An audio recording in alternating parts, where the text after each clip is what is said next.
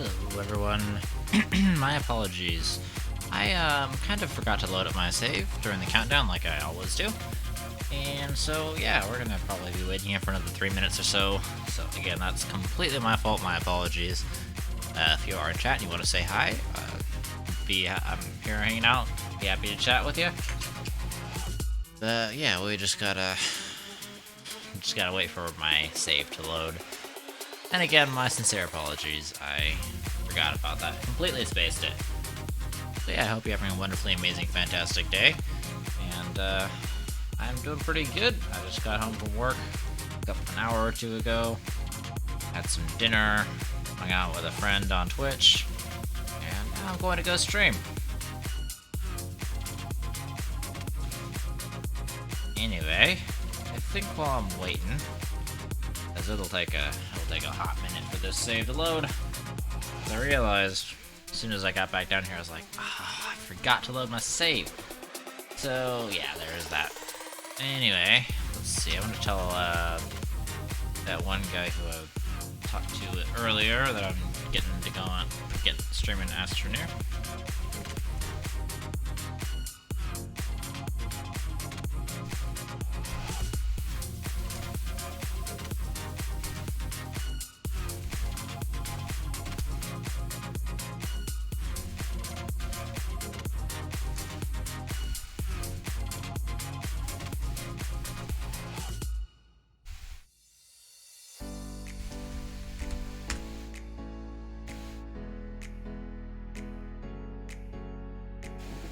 Yes, today also we will have Dixper enabled, just so you guys know. As we typically have Dixper enabled, and it's going to be nerve-wracking for me because I now have a quarter of the planet destroyed, and so it's going to be a little bit strange for me to get everything going. And yeah, it's more opportunities for people to kill me directly using Dixper. That's fun. For you guys, not for me.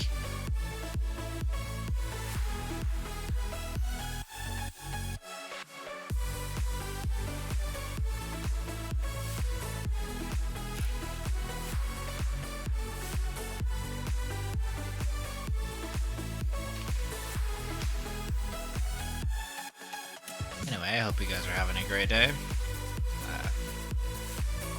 Let's see.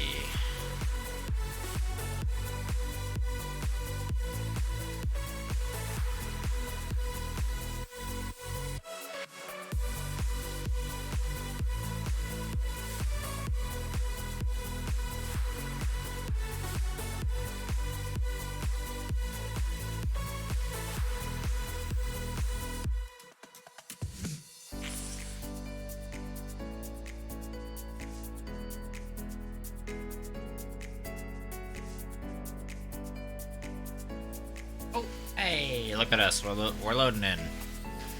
Alright, that means we get to get stuff moving. Where'd my mouse go? Game stall on mouse. Alright, there we go. Stop stealing my mouse, game. There we are. Ah, here I am. I don't know why I'm looking at this ceramic thing, but I really don't know why I'm here, but yeah, we'll just move on with this. Hey BeenJoshed. How's it going, my friend? Yeah, I've been going Discord because I wanted to show you some stuff. I know you were interested in the Novus Project earlier. But yeah, how are you doing? Oh, and by the way, anyone who is in chat or rewatches the VOD, BeenJoshed is an awesome streamer. I met him on his stream, actually, earlier today. Or not, sorry, today. Yesterday. And so, yeah, feel free to check him out.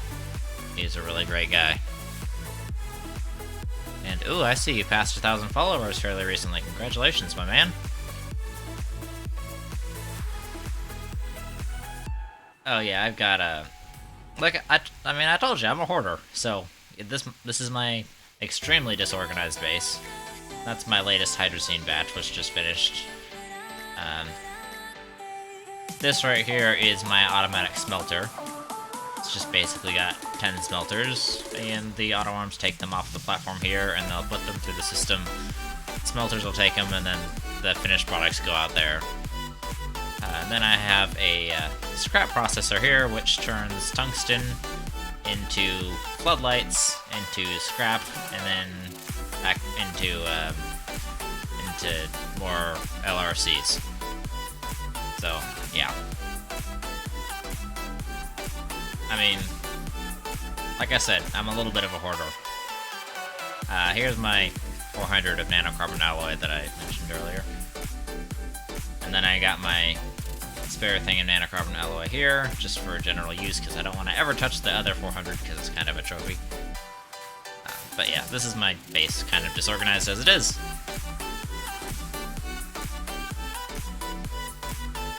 Oh, also, I have my rocket rover parked here, and I have my big old paver parked here. So, I don't really use the paver all that much anymore. And this is the old rig from the paver, which I made every single one of these, by the way. Every single small canister I made here in my backpack. So I didn't really feel like getting rid of them and destroying them, because I made them in my backpack, and it was painstaking because I had to make 4 at a time, then wait for my backpack to recharge, then make 4 more, then wait for my backpack to recharge. And yeah, it was painful. So I don't feel like destroying them for now. And plus, it's not like I need them for anything. So yeah, and that's my highway system that I mentioned that you can kind of see from orbit. So anyway, let's head to Novus, shall we? Because I wanted to show you the Novus Project. But yeah, this is the Novus Project, right here. That's my sky base, which will probably get used a lot more when the rest of the planet is more used up. But this is where I mostly land, right down here. And we have let's see, what do we got? We don't really have any extra fuel, so I'm gonna pop an extra fuel on this one. I do have this fuel depot right here, just so that I can refuel my rockets. It is pretty handy.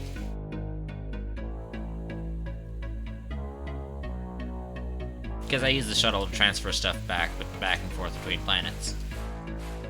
This is the basic concept that I've got. You back? Oh, awesome. I'm sorry, I didn't know you left. Anyway, I moved over to Novus while you were gone. And this is the basic concept that I've got here. I've got the, each bomb holds about 1152 hydrogen, and so I produce 8 1/4 bombs each round. And yeah, this is pretty much what I do. I've got the Novus base here. Actually, I need to get out. Also, these jetpacks are super handy. I really would not be able to do this project without them. Your internet shut off? Oh, that sucks, man. Well, I did show you my automatic smelter. I'll have to go back and show you that later, since I'm guessing your internet died right then. Anyway, this is the crater. You can't really see the opposite edge very well, and this is at nighttime when it's clearest. It's a nightmare in daytime. And yeah, I just dump straight down, and here's the center of the planet. All this floating stuff because astrophysics.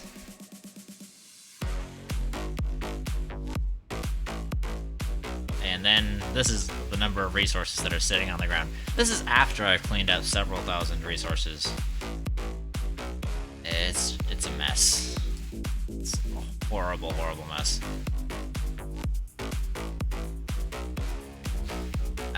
But yeah, this is a little bit laggy.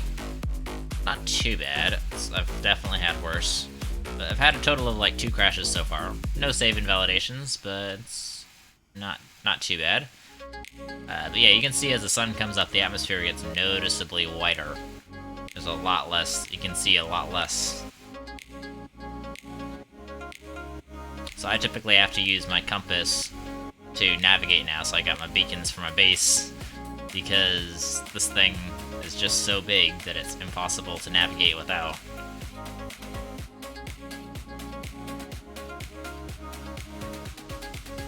And you'll see a little bit more when the sun fully comes up.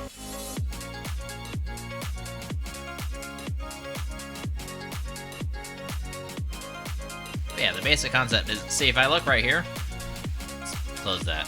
You can't even see that there is an opposite edge. Since it's daylight, the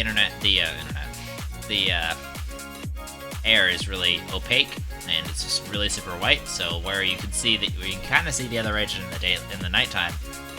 Here, you really can't see that there's any edge at all. It's just void. I'm on the edge of the planet, basically. And these shadows are my sky base up there, where the sun's going over.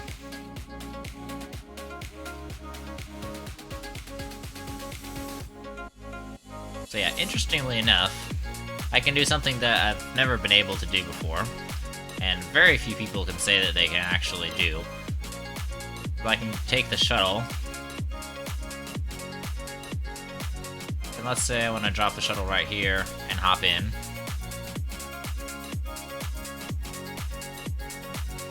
And I can just let it fall down, and I'm gonna fall straight down to the core of the planet. And see, I'm right here, and I can just launch to the, I can just launch to orbit from here. And yeah, you can kind of see, there's the core of the planet that's fully exposed. So yes, this is what I do when I'm bored. That's what it looks like from the interplanetary view, by the way, which I thought was really cool, because you can actually see the crater from another planet. And it has made an actual little bit of a dent in Novus's overall curvature now. Anyway, I'll head to Vistania to show you kind of my, how I produce all the hydrogen, you know? And that has actually shown off a couple of interesting things about this game.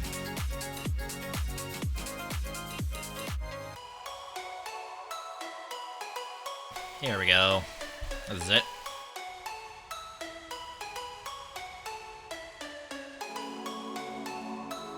So this is my, well, my gas base. I don't know. It's the gassiest base I've ever seen. And these are all the RTGs that I have. Interestingly enough, you'll notice you don't hear in the game audio, you don't really hear my jetpack. So yeah, you can hear my jetpack kind of now. It's a little bit quiet on stream, I know, but then when I go down among these, then suddenly it's just deafening RTG noises.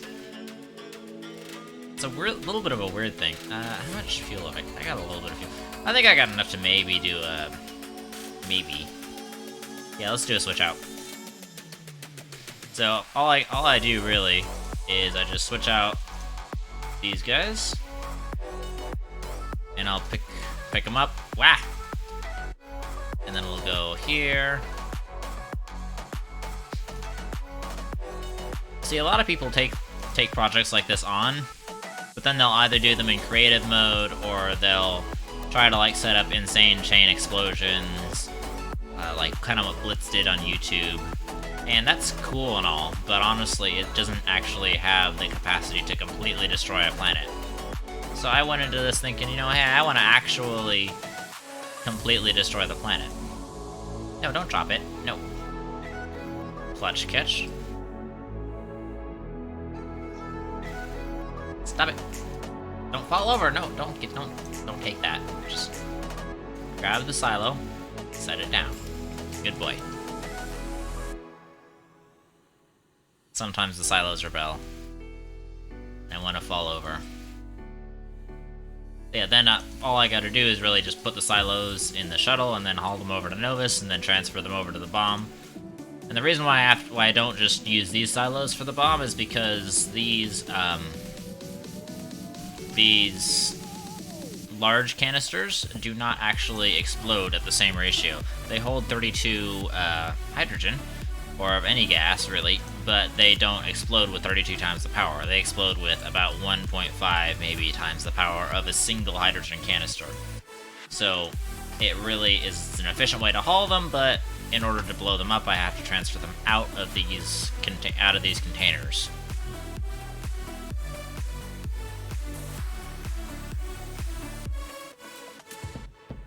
Although in reality, they actually technically hold 33, if you think about it, because there's a hydrogen canister on top. After I do this, I want to show you a couple of interesting things.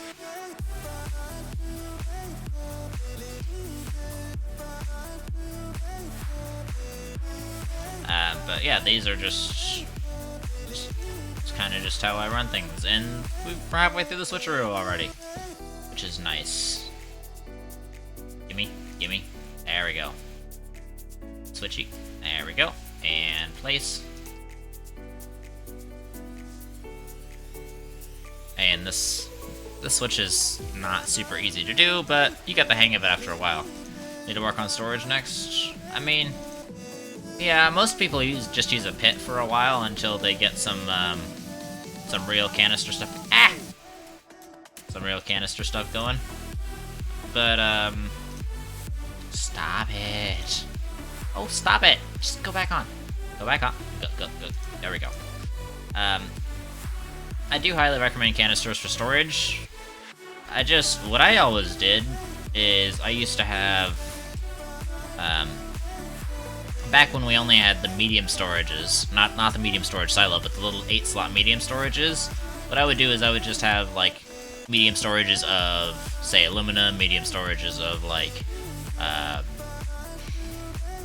what's it called? Medium storages of, say, compound or something like that. And that way, I would just exchange out the medium storages whenever I needed to put resources on a certain machine. And I would always have the machines, like, have extra space on the platforms. And that just seemed to make sense to me, and ever since then, I've worked my way up as the new storages have been added. All the way up until now, I work with LRCs of certain items. Keep in mind, this save is very, very old. I started it exactly 3 days after 1.0 was released, so it's very, very old. And there's definitely some glitches in here that are not in other newer saves.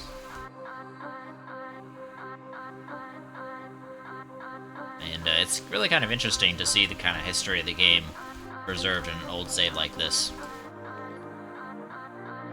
Oh, Hypothetical, thank you for the follow. Also, welcome to the stream. Hey, this is gonna be my last Mega Project, so I might as well go all out. I'm most likely not gonna play a whole lot of Astroneer after this is done. What happened to that last one? Did I just finish? No, I didn't. I have one more. Oh, it's over here. I just missed it. Also, hello, Hypothetical. How are you doing? We missed you in Tactical stream the other day. We were talking about you, hypothetically. Sorry, I couldn't resist making that joke. Oh, and right on time. I'm right about out of fuel. So that works out pretty well. Just enough to head back to Novus and get started. Anyway, so yeah, it's honestly, it's something that I just enjoy doing, and I want to make sure that I have a lot of fun while I still can in the game. And I mean, after the Novus Project is done, I'm still gonna check out like updates and stuff. But like, I really kind of run out of things to do in the game beyond that. And I'll show you a couple of really interesting things that I've learned about this game through this save specifically.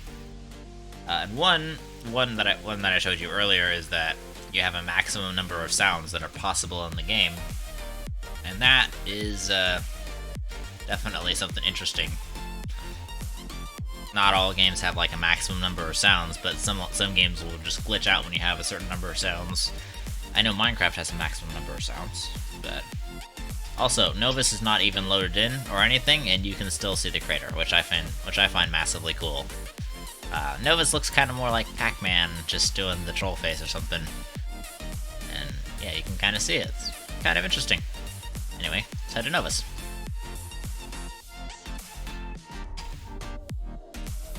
And let's go through Visania for some reason.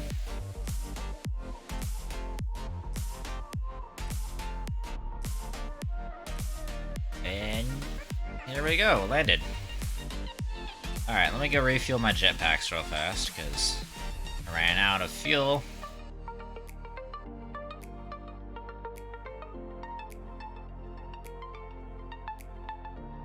Yeah, that'll be good. Also, if you'll notice, I've got a QTRTG and a portable oxygenator and a canister of soil. That kind of allows me to generally cover my bases, see what I need. And also I have a spare canister of steel for more silos if I need them. I have a bunch of explosive powder for more TNT, because I use TNT to trigger these massive bombs. So the TNT is what initially sets it off. Then I have the replacement of explosive powder already waiting. And I got aluminum alloy for crafting these solid fuel jump jets if I need them. And somewhere here I have the titanium alloy for the jetpacks. I don't remember where I put it though. It's here somewhere. I don't know where I put it. Anyway, basically what I do is I'll take this silo right here, and I'll take this silo right here. And I'll take these two silos and pop them on. And then the really handy thing is this button repeater. It will trigger all of the silos at once. So they all start going out. They'll start sending out fuel at once. While that's doing that, it's actually not going to take long. I'm going to build this thruster up all the way.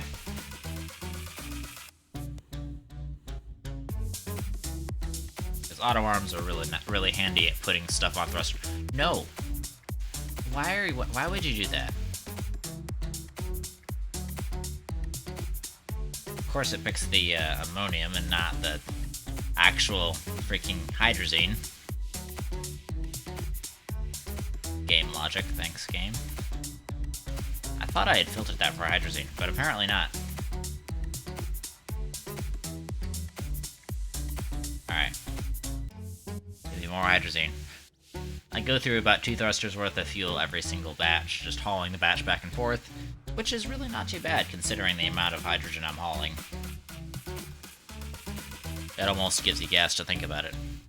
Okay, I'm sorry, I'll stop with the gas jokes. Let's see. Alright, so if you'll notice, these guys are not done emptying out, but these guys are completely full. So all we gotta do, put these back on the bomb, then re-interact with these so that they suck up everything on the platform so I can put new fresh silos on there. And then I just gotta carry this bomb over down to the beginning of the line, and here we go. That's bomb number 1 done. Then we'll bring out bomb number 2. So I'll do 8 detonations, and then every 4th round, which actually ends up being an uneven round, which kind of sucks, because I started the first round with only a half batch of hydrogen.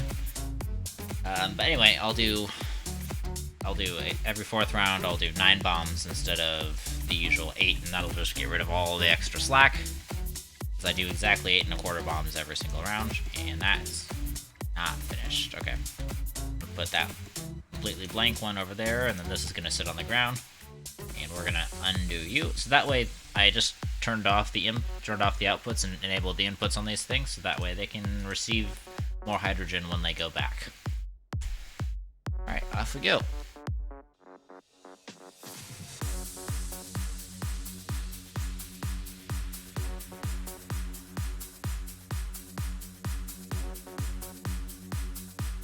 Anyway, Josh, would you,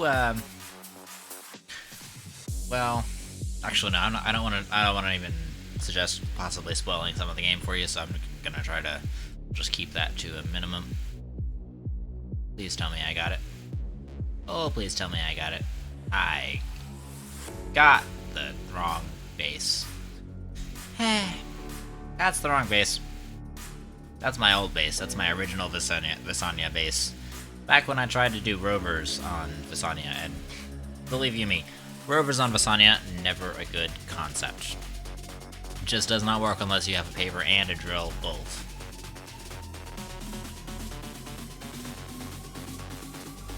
I was gonna destroy Visanya, but I have a lithium mine on here, so I really don't want to. And anyway, I'm gonna carry the shuttle over here. And the reason why I carry the shuttle is so that way I can just haul both of them at once and then launch directly from this platform. But I am gonna take a little bit of a detour, actually, for the purposes of showing you stuff. And we'll head back to Glacio real fast.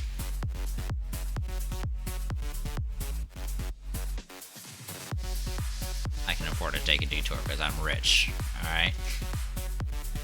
Also, another artifact of this being a older save is I get freakouts like that in between planets. It's just one of the things you gotta deal with when you have an older save. This is my titanium mine, so I'll show you how I automate resources, which is kind of how I got, you know, all the resources that I have. So I'll automate a whole bunch of resources, and then I'll be able to just be getting resources passively as I'm working. It's the lazy approach, you know? Makes the most sense for somebody who wants to do the least amount of work and have the most reward. So down here, I've got my titanium mine, which is basically just these two auto extractors. And they seem to be bugged out at the moment. I'm not really sure why the deposit's not really loading. There's supposed to be like a nut here, but the deposit does not seem to be loading. Let me take them off for a second. Oh, there we go, it loaded.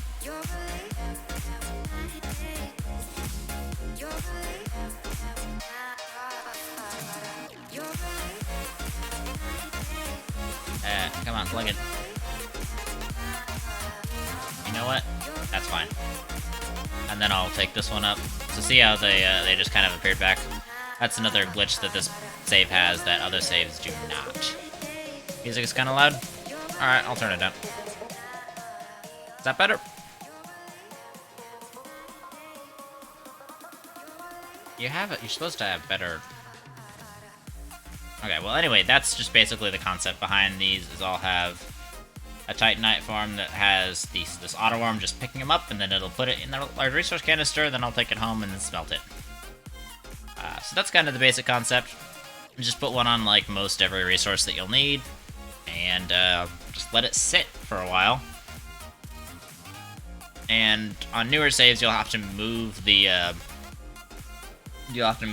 farm around a little bit from node to node, but it's really not too much of a hassle for the amount of reward you get out of it.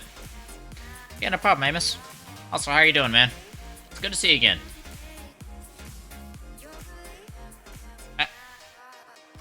Anyway, so that's basic concept of my farm. So I've got a beacon at most every farm. Not all my beacons are farms. Some of them predate farms, so I just haven't gotten around to doing anything about them. Because honestly, I know what all the beacons are, and I know what the beacons are. I know what beacons are farms and what beacons aren't farms, so I really just kind of don't pay attention to that. Anyway, I wanted to show Josh. I wanted to show you the rocket rover and the rocket rover's true potential. Because believe you me, it is pretty incredible. Let me take you off. Actually, no. I'm gonna drive you forward.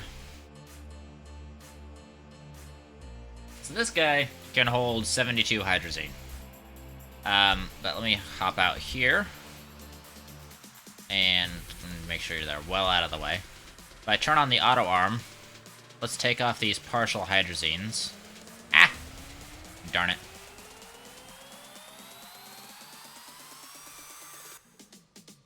If we take off these partial hydrazines, then it'll place a full hydrazine back on the hydrazine thruster, and then this tank will refill those slots. These slots are very important because it allows the auto arm to actually like take fuel. Anyway, let's switch this guy out for a fresh tank because he's getting kind of low from the last expedition. Let's see. I'm gonna yoink. How much do you have? You got 12 or 24. Alright, you're just half full. let's just take a 24 tank. Bring you along. Have us some fun, because why not? And you know what? I'm gonna cram a bunch of extra hydrazine on here. Actually, 3 extra hydrazine to be precise. So I'll pop a top one on there, and a top one on there, and a top one on there, even though I don't need to. It's just it'll just be for fun. And then I always keep my auto arm off within my base because my auto arm likes to give away my fuel, and I really don't like that.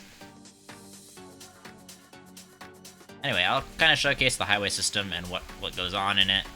And now that we're outside the base, we can turn the auto arm on. Come on, there we go.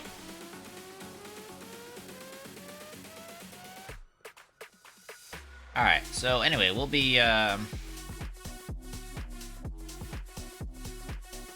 hitting right here.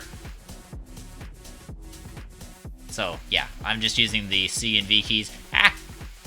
For me, it's the Z and X keys, because, honestly, it was based off of my old computer where the V key did not work hardly at all. Wait, no, it was the C key. And so, I had to switch them off to different inputs, and so I got used to those inputs. Anyway, here we are coming up on a gateway. And as you'll notice, I got, like, just an exit at the gateway, just to kind of make it convenient. Used to be that I was using this road to haul resources and stuff, but honestly now I don't use it hardly at all. I'll just use the shuttle to haul resources, and I'll just use this road for fun with the rocket rubbers. But it is nice to have like a long straight area, and I don't know why my game is lagging so much right now, but I do apologize for the frame loss issues. At least stream seems to be fine. Yeah, we'll just head back the way we came, because this does go all the way around the planet, but it does take a fair bit of fuel to go all the way around the planet, and so I don't really feel like doing that right now. I'm saving the fuel for something else that I want to show you. Alright, so we head back towards home base. You also got to keep in mind that there is so many things to do. Hey, you know, I don't expect everyone to do what I do. I play the game very differently from most people, so you can go for a long time without doing the stuff that I do and be a perfectly good player. Whoa! Alright, almost fell off there. But, you know, all's well that ends well. So yeah, this is just, I basically just made this from a concept that I actually got from one of Z1's videos. And he was talking about making a planetary highway system, and I was like, cool, I want to make that. Oh, also, before I do anything, I do actually really want to show you Dixper, which I'm sure you've noticed this thing saying, support me in a funny way with Dixper skills. Interestingly, what Dixper does is it will take things directly over my game. And for instance, if you wanted to, you could completely just turn my world upside down. And that's literally in my game. And oh, my mouse is reversed. Oh no. And my controls are also inverted. So yeah, doing that to me in the middle of the game, that's kind of what Dixper does. So Dixper basically allows chat to mess directly with my game. And that makes for some fun and interesting content.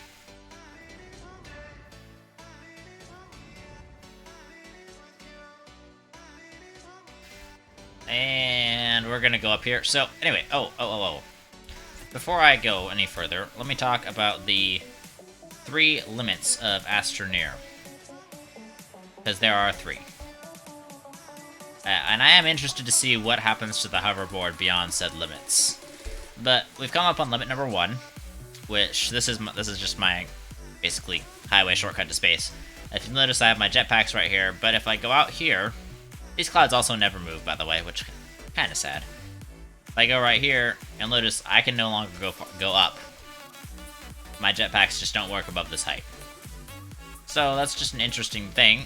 But if I get back in here, I can still drive above that height, and I can still walk above that height.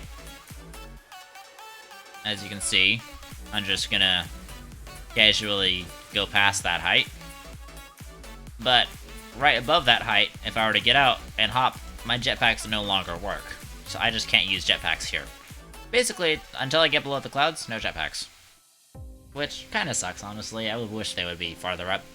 But, you know, it's okay. That's the first limit of Astroneer. There are 3.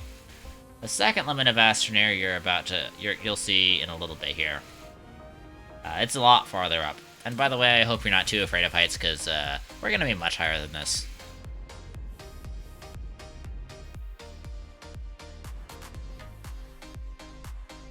So yeah, I just decided to build a ramp up as high as I could go. And if you'll notice, the ramp does keep curving kind of more towards the horizontal plane.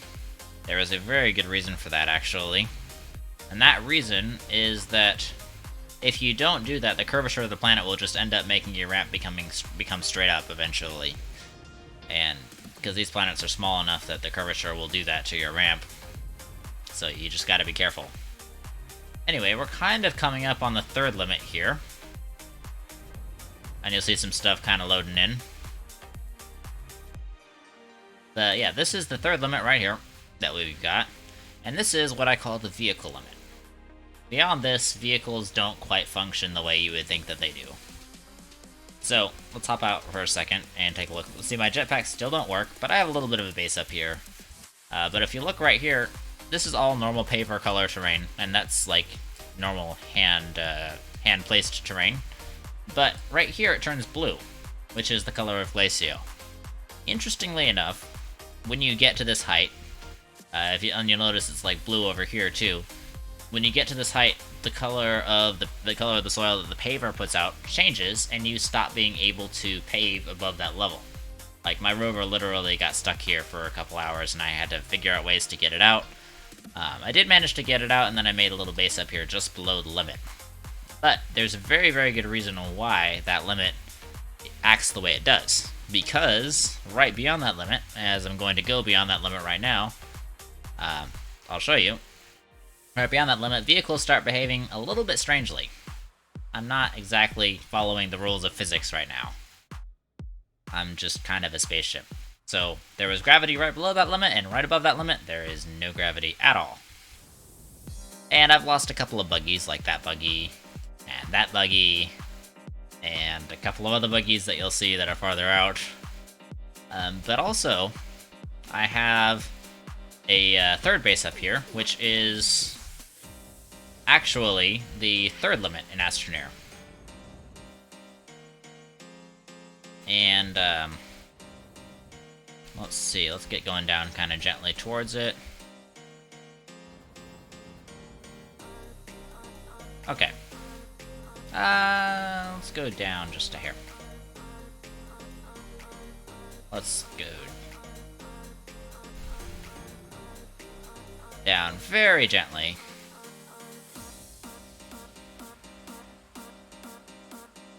Just so that way we touch down and we don't go floating off very much. Nice and gentle. And we even managed to park the rover, even though it's kind of weightless. And really, do not kick that rover at all. So, look right here. This is completely topless terrain. And there's literally no top texture to it. This line actually follows the curvature of the planet. If you can't really, it's hard to see, but the curvature of the planet way down below us, so far down below us that it hardly seems relevant at this point. The curvature of the planet just follows that ceiling, and the ceiling just kind of extends.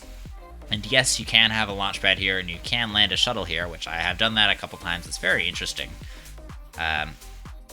But if we head back into the rover, that's the 3rd limit of Astroneer. And it's actually parked so nicely that ground driving mode has taken over, even though I'm floating just a bit above the ground. So I'll bring it back. Come on. Boing. There we go. Also, if you look right here... Actually, there's a couple of other things that I want to show you, but I really don't want to spoil it for you, Josh. I don't want to spoil the game for you. and so this would kind of spoil the game. But the long and the short of it is you can actually use this ability to get above that third limit with a rocket rover. You can use that ability to actually travel between planets with rocket rovers. It is very difficult, very expensive, and is not does not seem to follow any rules of logic at all, but it is possible. I've done it. I have traveled to Calidor, I've traveled to Solo, I've traveled to Novus, and I believe I've traveled also to oh, there's one more planet. I don't remember which one it was though. But yeah. Oh hey Vainglorious, how are you doing? Spoilers, an astroneer? I know, right? Well, this guy hasn't unlocked the the thing above the sun. So I want to keep that spoiler-free as possible. Also, it's good to see you, Brandon. It's good to see you. Thanks for dropping by. Also, in case everyone watching, you guys should definitely also go check out Vainglorious Gaming. Brandon does really amazing projects in Astroneer as well, and actually, one of the projects that I saw when I first found him on Twitch, he was doing a project to activate all 6 gateways on a planet at once at the exact same time. And from what I heard, it was pretty successful. So yeah. Anyway, we're just gonna come in for a landing on this nice little platform here. And it's kind of fun to see I'm weightless now, and then you'll watch as driving physics take over right about here. And I do a nice little pop. So yeah, it's kind of interesting to see how that limit interacts. Anyway, how are you doing, Brandon? I did notice that you had a new YouTube video up. I hadn't got a chance to watch it, but I did see it. I am planning on watching it later. But things have been a little bit busy with my new job, so I haven't really been able to do a whole lot of YouTube and stuff. So yeah, how are things going with Twitch and YouTube and life in general? New YouTube videos up daily? Yeah, I'm talking about something with flames. I don't remember exactly what it was. Came up in my subscription feed. Apparently I had some of the notifications I don't get, some of the notifications I do. I don't know why. My YouTube has been screwed up for a very long time. Just like my Astroneer save. See if these... Yeah, that was the one. Looked pretty entertaining. You're pretty good at doing thumbnails, dude. Ah! Let's just do a quick little break there. I didn't want to completely go flying off the end. But yeah, that was the rocket rover, Josh. And just waiting on pizza to cook so you can eat. Oh, heck yeah. What kind of pizza? And I'm gonna turn you... I'm gonna turn you off because you suck.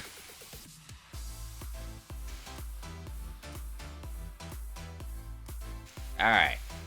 Let's back this guy back on into his parking spot. 7 cheese stuffed crust. Ooh, instant heart attack. You know, that's the best kind, right? That's how it works, right? The stuffed crust instant heart attack is the one that makes you feel good, you know?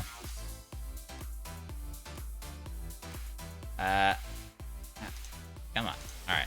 So I'm gonna pop just pop all the fuel from this guy into the fuel tanks. And we should be good to go. Yeah, honestly, 7 cheese stuffed crust sounds really good right now. I actually haven't had my dinner yet. I kind of forgot to do that before I started stream. Oh well, I'll get stuff after stream. Excited for the hoverboard? Actually, yeah, kinda. I'm actually interested to see how that interacts with those 3 limits that I was talking about, with the jetpack, the vehicle limit, and the terrain limit. I don't know how that'll interact. I do kind of expect it to stop working around the jetpack limit, because that seems to be the MO. But I really hope that it'll let you go up, number one, go up steep surfaces that you weren't able to go up before, and also go up beyond that limit. Because we do need better fast movement methods, I guess, whatever the word is. We do need a lot more abilities to transport ourselves and transport goods quickly, because we have been able to, do you guys haven't thought to check? Yeah, I will be definitely checking out. And by the way, Brandon, this is the crater so far. We're on Detonation Round number 20 today, so that is exciting. How are we doing on fuel? Okay, we're doing not too bad. I'm gonna give us another bit of fuel though. People picking on moons? I mean, really seriously, the only reason why I'm destroying this planet is because it's one of the only planets that I don't have a resource mine on, and I don't really need any of the resources on it. So, you know, figured, hey, why not destroy it? Nice big last hurrah for the game. Yeah, let's go to Visenya. But honestly, now I've Novus is your new silicone automation home. Nice. Yeah, I just got a 400 thing of silicone, and then I don't really use it a whole lot. Like most of the stuff that I need that has silicone in it, I've already made. So I kind of don't need a whole lot of silicone at the moment. So, you know, I haven't needed like a whole automation line for specific resources, but it does really automation tickles my fancy. So yeah, I like automation. I'll have to next time you stream Astroneer, you'll have to show it to me. I'll need to drop by. But yeah, also, what is your theory on what that new vehicle is? One crazy guy? I know I'm crazy, yeah. But hey, I hope you find it at least fun and entertaining and everything. That's the idea. Pizza done? Awesome! Go have that heart attack. Let me know when you get out of the hospital. Also, I just love that view. Gotta bounce sadly? Din time? Ah, okay. Sounds good. You know what it is, but you can't say? Oh, alright. Secrets. I hope it's some kind of flying vehicle. It looks kind of like a cross between a, between, like, one of those... What are they called? You know, the thingies that have skis on the front, and they go over the snow, and they have, like, a big tread on the back. A skidoo, kind of like that. A skidoo, but, like, futuristic and hovery. That's kind of what it looks like to me. And I also noticed it doesn't appear to have any trailer attachment points, which could be an interesting trade-off. I looked very carefully at the footage, and it does not appear to have any trailer attachment points whatsoever. So, I don't know, we'll have to see about that.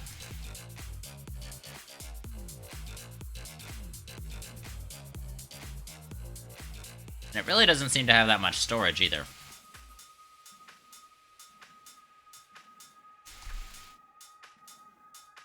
I don't know, I like my big ridiculous storages, so we'll see.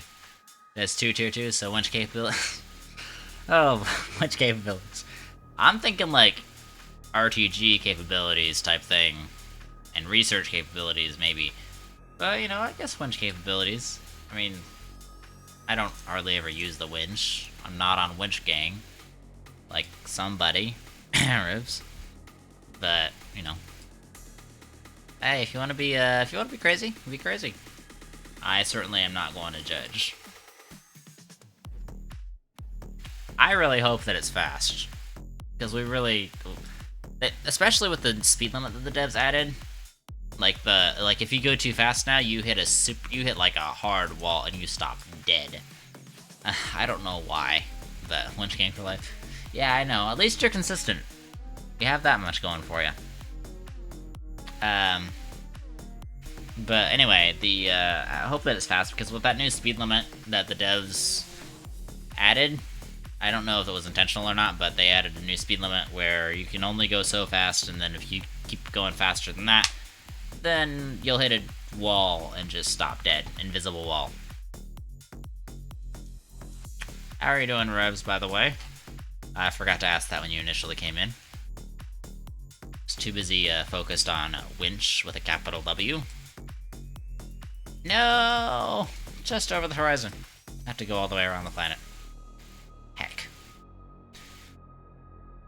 I mean, let's be honest, this should be a fun vehicle, and I'm gonna make it no matter what. And it's not like I'm hurting for the bytes to unlock it.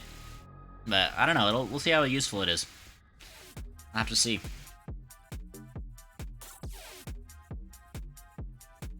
Also, Brandon, do you remember what the release date is? Because I can't for the life of me remember what the release date is, and I also really can't check on stream. Could you possibly refresh my memory?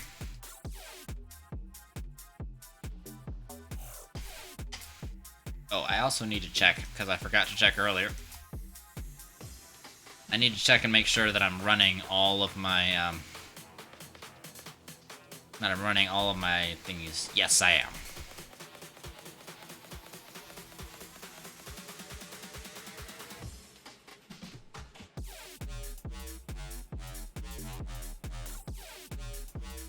Not bad, thanks. Last night shift this week, so looking forward to some days off. Oh, heck yeah. I'm doing pretty good. I got a bit of stress from work. Oh, by the way, yeah, if you want to get your ears blasted out, that's a good way to do it. Funny thing, the jetpack goes completely silent if you do this. So the game has a definite max number of sounds, and there's not max number of sounds is based on where the camera is, not where the player is. That's always been kind of interesting to me, just see how like tiny game mechanics work. But yeah, I've been working on my new job, and it's been a lot of work, pretty stressful. Every single job that you get has an adapting phase, and I'm well into that adapting phase. So I'm adapting, but it's difficult. But you know, it'll get better.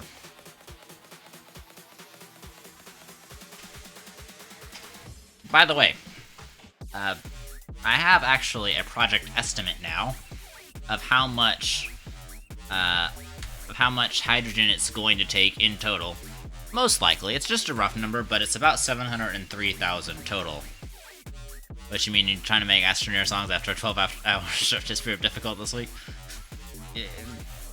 I mean, yeah, I was thinking about making Astroneer songs, but that's just like a whole nother aspect of learning the game that I haven't tackled yet. And so yeah, I don't think I'm gonna tackle that. I'll let the guys who have already been working on like the more redstone-y aspects of this game tackle that. But it is really cool, and I'm a massive fan of the songs, and I would totally do it if I didn't already have my Maker project going. A big last hurrah.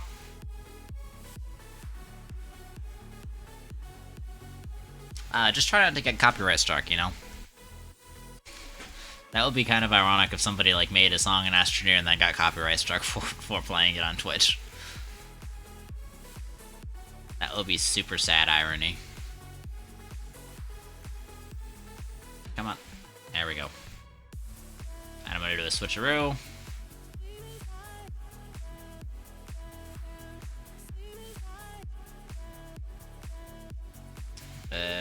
Switcheroo. Now. Yeah. Got that exactly right.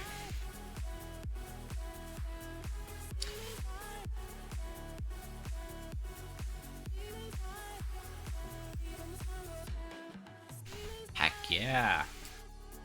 I not only timed that right, but that I did manage to get roughly the amount that I thought I would.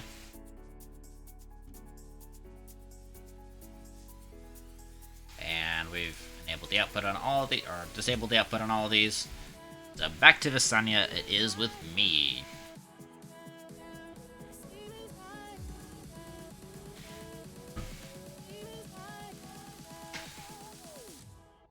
Oh, and there we go. Okay. Of course it lands me at the wrong base. It always feels like it lands me at the wrong base. I don't know why it does that. I do think, though, that... By the way, I do think that the methods by which they added the... what's it called? They added the song function and the notes function is really a really cool aspect, and it also pushes you to get all the resources in the game, and it pushes you to have actually a use for those little horns that were previously just like a kind of a mess with your friends type thing. And they still are a mess with your friends type thing, but now they're also like a... Hey, if you want to actually do something really cool with them, that people will genuinely be impressed by, here you go. It's not just like a, hey, let's collect 1,000,000 horns and have fun, setting them all off at once.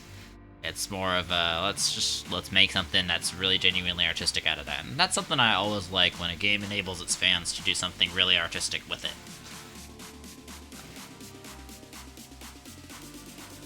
And the chest was kind of like that, but honestly the chest was so far-fetched away from the actual main concept behind Astroneer, and it was really not a unique thing to Astroneer. Like, lots of other games have chess, and chess is a very, very popular game, so it didn't feel as cool and genuine as this one does. To me, at least. It's just my personal perspective. I am not the source of objective truth, last time I checked at least. And I'm pretty sure my sister would be there to confirm that, and emphatically confirm that. I mean, she does think that I thought otherwise during my childhood, but, you know, we all have our flaws.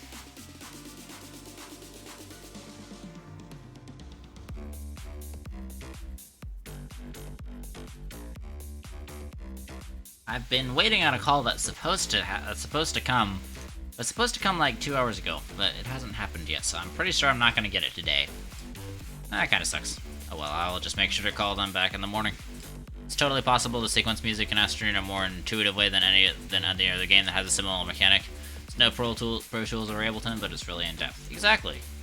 It is a lot more in-depth than I've seen any other game be able to make music, except maybe Minecraft. It's kind of similar along those lines with Minecraft. In fact, I think that might be where they got their inspiration from. But it's definitely a lot less, Minecraft, you have a lot of problems with space when developing music. With this game, the space problems are a lot less, formidable, I should say. So, with, it takes so long, especially, oh yeah. That's exactly why I'm not planning on giving it a shot, because as cool as it is, yeah, it takes forever, and it's also really super confusing. And let's be honest, I've been working on this project in my base with auto arms, and in my opinion, it's a really, really cool project. The concept behind it is to let you just drive through with a rover once, and then unload like 200 items from the rover with one drive-through. Really cool concept in my opinion. But when I get in there and like get in the nitty-gritties of actually trying to work it out, but less the spatial planning is still super important and not my forte. Well, yeah. I mean, the thing with Minecraft though, and I'll get on a sidetrack for a second, is the thing with Minecraft is that the wires themselves require their own whole big block of space, which is not the case with Astroneer. You know, you can put them anywhere, so that makes it a lot more flexible than Minecraft, in my opinion. Spatial planning is, of course, still important, but it's just not as puzzly as Minecraft is with that aspect. Anyway, what was I talking about? I was talking about something. I don't know what I was talking about. I got sidetracked. I don't remember what I was talking about.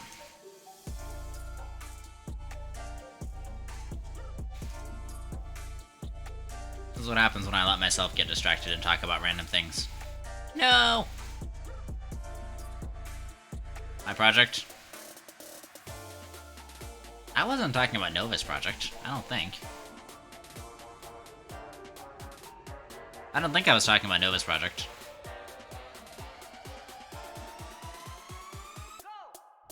The amount of hydrogen, I think? No, that was a while ago. I talked about that a while ago. I know for sure I talked about that a while ago. You can't fool me. Just kidding. Probably can fool me, but... I mean, if you want to know the total amount of hydrogen is estimated at 703,000, of which I've put down about 171,000.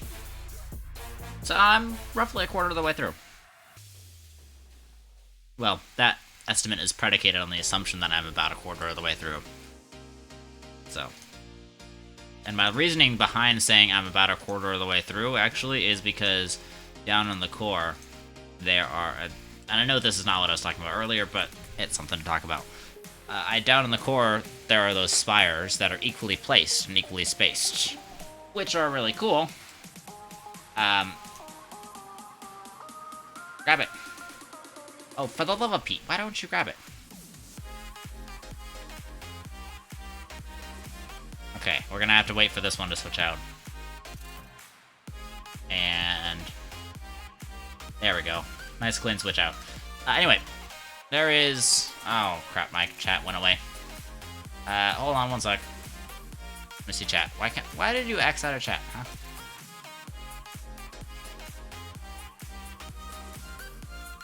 There we go. Alright, anyway.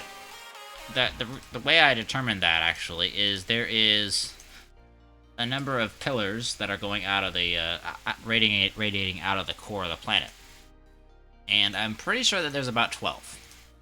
So far, I've got 3 uncovered, so that gives me about a quarter of the way through. Which is kind of what makes sense. And they're uncovered like you can go straight up to the sky from the top of the pillar. So, pretty darn uncovered.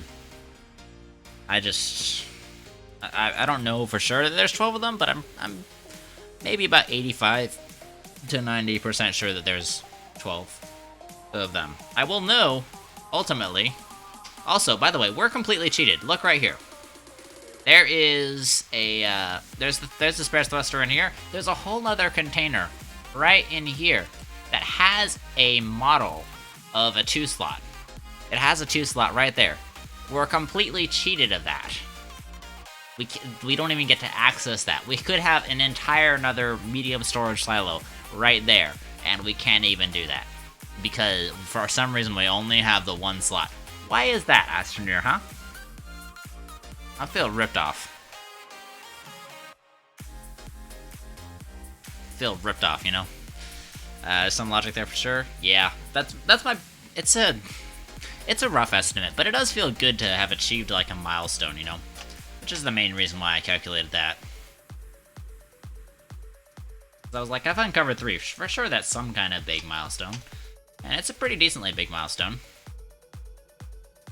So that means I am a quarter of the way to achieving the title of Death Star.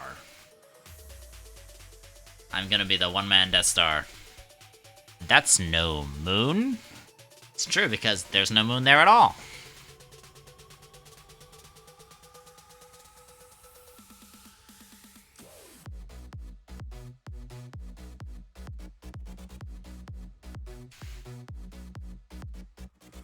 And we've almost hit the halfway point. Where am I at? Here I'm at. Novus's atmosphere is a lot more opaque than I thought it would be. For example, I'm gonna use this to get back to the base real fast. I'm gonna hold right click on it. Just don't turn the death ray towards Visania, please. Why not? Visania is worse than Novus. Look right here. Look at how opaque this atmosphere is. You can't see anything. You're just in a white void of nothingness.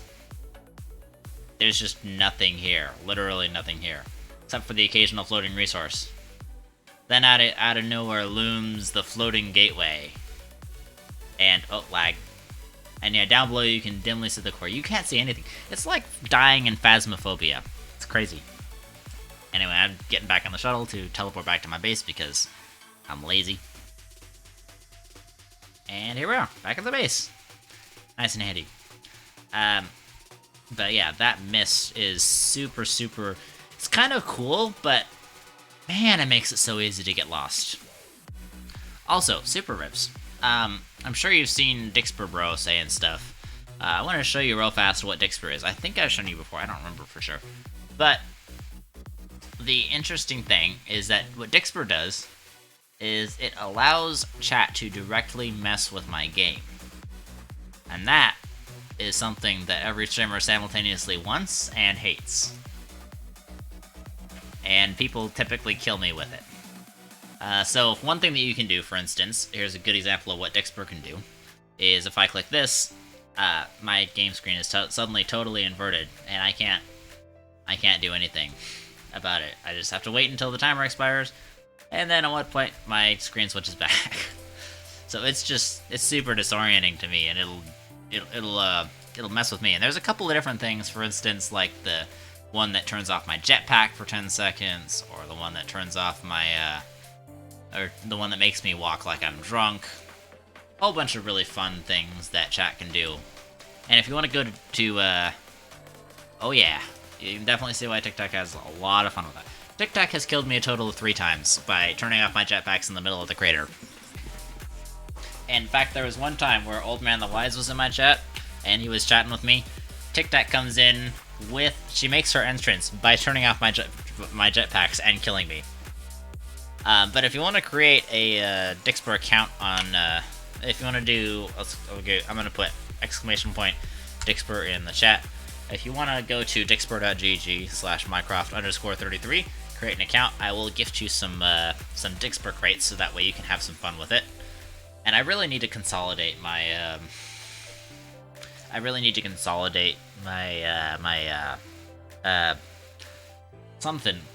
my collections, because my collection is getting really massive, and some of them aren't applicable in all games, so I need to make like a collection for each game. But for now, I just got the one collection, and I'll gift you a couple of crates if you are interested. But yeah, that's the idea, to let chat completely mess with my game, and it usually results in some laughs. And there's actually a challenge: if you can kill me, you can get a Dixper crate for free. And that was, you guessed it, Tactical Illusion's idea. Surprise, surprise. She tried to finagle me into, if it works on mobile, yeah, it just works as like a, it just loaded up as a website, because the Twitch stream will be embedded in the website. And so you can just load up the website and you'll see the Twitch stream through there. Let's do bomb number 5. Yeah, 5. But yeah, it should work just fine with mobile.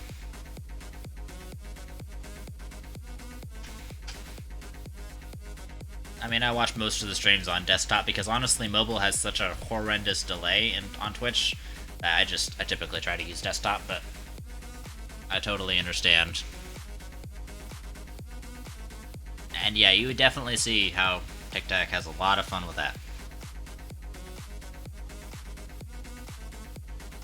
I mean, she's literally the one who introduced me to it. And it makes for a lot of fun. I will pretend to be mad about stuff, or pretend to be offended that somebody killed me with something. But in reality, it's all just in good fun's sake. There we go. I should have done a switch out and I didn't. And I feel stupid. I'm endlessly disappointed and my day is ruined. If you got that reference, good one for you.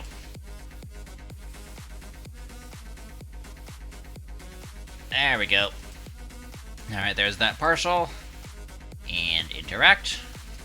And off we go. But yes, doing that, turning off my jetpacks during the explosion, kicked me out of your stream. Ah, okay. Hopefully you're back. If you can hear me, just say yes. And, as I was saying, TikTok was the one who actually introduced me to Dixper. And she introduced Old Man the Wise to Dixper as well. And honestly, I'm really happy that she did that, and I've actually been using Dixper more than she has. Which is kind of funny. But I'm just a big fan of Dixper, and I can understand how sometimes it would... I went to the wrong planet! Yes, you're back? Awesome. Not only did I go to the wrong planet, but I'm also out of fuel. I am stupid. Okay, we're gonna land at home base. Nobody pay attention to that mistake. I definitely was... this is definitely intentional and definitely not a mistake on my part.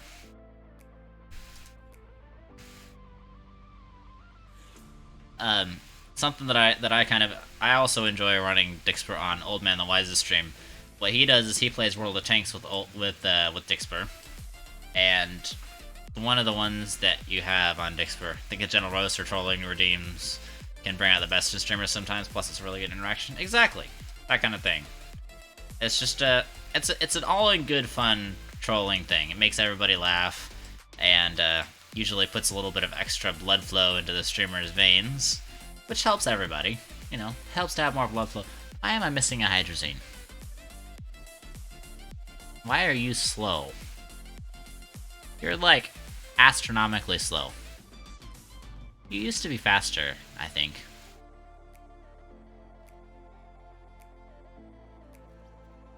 Okay, why am I missing a hydrazine on that hydrazine thruster? That's weird. Alright. Now that we're actually filled up, let's head back to Visania. Because I have empty canisters and I need to switch them out for full canisters. But yeah, I mean, honestly, trolling is done right. It's amazing. And done badly, it's horrible. Excuse me. Thank you. Done badly, it really can be a negative impact on the community. But done right, it promotes lightheartedness in the community. And honestly, any community and streamer that can laugh at themselves is a really good community and streamer.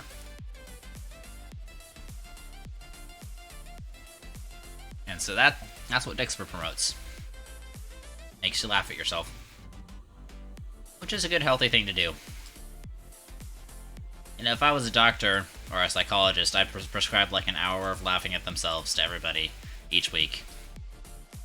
Suppose it depends on the game. Platinum rank Apex versus Chilled Astroneer is a huge difference. Yeah. However, there's also a thing where the better you are at the game, the more of a challenge it gives you. Now, obviously, some people would say they don't want to do it on ranked games, and that is totally their prerogative, because the cool thing about Dixper is you can turn it off and on. So you can just disable the skills for a little bit if you want to play ranked something, and if you want, as opposed to if you want to play casual something. But honestly, if you want to play stuff, if you want to have an extra challenge and you're already good at a game, then it really makes for a fun thing. It makes for something fun. It makes for a generally, that's the word I was looking for. Generally, a torturous experience if you are brand new to a game and you have no idea what you're doing. Then it makes for kind of a torturous experience. Well, it can, in the wrong hands. This new job in stage lighting too? No. I am, essentially my new job is in marketing. I sell advertising spots. Which means lots of cold calling people, which is lots and lots of fun, definitely. And I definitely haven't gotten cussed out. And I definitely haven't gotten hung up on. I mean, vast majority of people are pretty nice about it. And usually I speak to like the sales reps, and so they understand exactly what it's like to have to cold call people, so they're usually pretty nice. But you know, some of them are kind of like, okay, all right, let's moving on to the next one. I wish it was in stage lighting, honestly, but one can't always live your dream. And honestly, if I work hard, my job is a solely commission-based job, but I do get like freaking 80% commissions, so the more I sell, I have a possibility for like a 6-figure income. Know the sort of thing. Hope wasn't a reluctant change. Oh no, the lighting thing has been more of a hobby. I haven't really ever gotten paid for that, and I'm still going to do it. Definitely. I'll just have a lot less time. I'll have to do it like on the weekends between my normal job and stuff. But I basically put in, for a while, I put in the same amount of hours that you would for a full-time job, just because I was so passionate about it. But the really good thing, the thing that was most attractive to this is that if I work hard, I have a job that was 100% commission. Yeah. The good thing about this one, though, is the contracts that I'm signing, they're like 12 months, 36 months, 12 months minimum, 36 months maximum. So I'm getting like 1 to 3 years income each time I make a sale. So it's a lot more steady. Didn't earn much.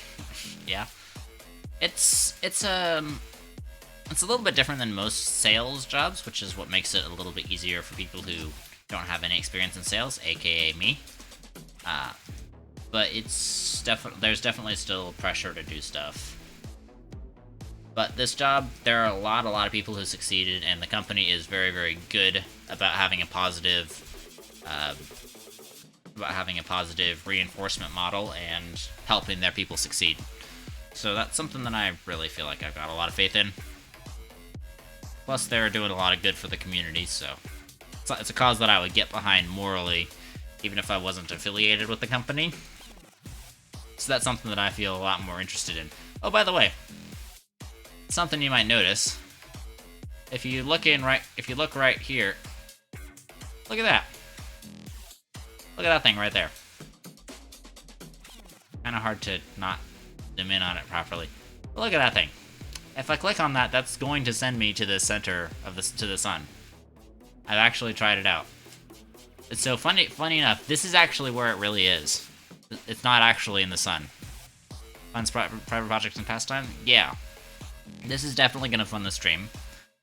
Once I get some money from it, I'm gonna definitely get like a face cam and get some lighting for the stream, get some good stuff going. But it's really mostly it's really just gonna be rebuilding my savings for a bit first. But I'll definitely have like some Twitch fund money set aside. Anyway, the cool thing about this is that's actually where it physically is. It's not actually right there over the sun, even though if you click on it, it'll do that. If you'll notice, if I can get them both in the sight at the same time. I don't know if I can get them both inside at the same time. Let's try. Where is it? Where'd it go? I don't see it. Anyway, seeing the satellite more and more. I've seen it from most. It's on every single orbit screen. You just have to find it.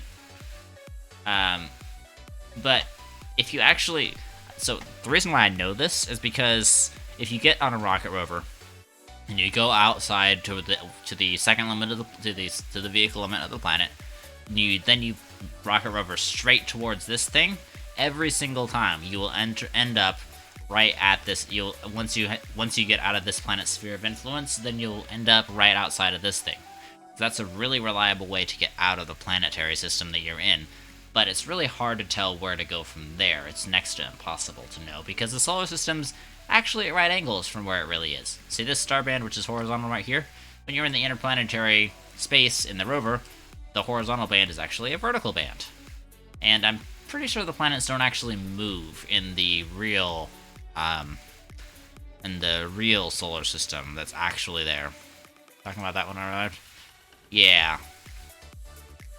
The whole interplanetary space thing is very messed up and very, very difficult to actually figure out.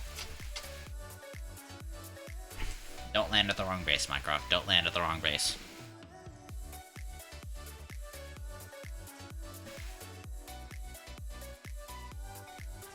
Also, the music today is provided by Streambeats, which is another source of music that Tic Tac recommended after I got really sick of Twitch Soundtrack, because it's a great app, and sometimes it doesn't always do what it says it's going to do, which is its job is to prevent your VODs getting muted, which it doesn't always do. But Twitch Soundtrack has just been playing the same songs over and over and over and over and over again. And I'm like, okay, I'm getting pretty sick of the same songs. So I wanted to change it up. But the only other backing track thing that I could find that was copyright free was some like hard metal, like type thing. And Tack was like, "You really like this type of music?" And I was like, "Well, I mean, it's not terrible, but it's also the only type of music that I could find that's copyright free." And so she was like, "Let me hook you up with a couple of things." And so I'm very grateful to Tack for hooking me up with this music. And these guys have lots of other different playlists that I haven't even tapped into. This is just their house playlist. So I'm very grateful for all that, for all the help and all the support.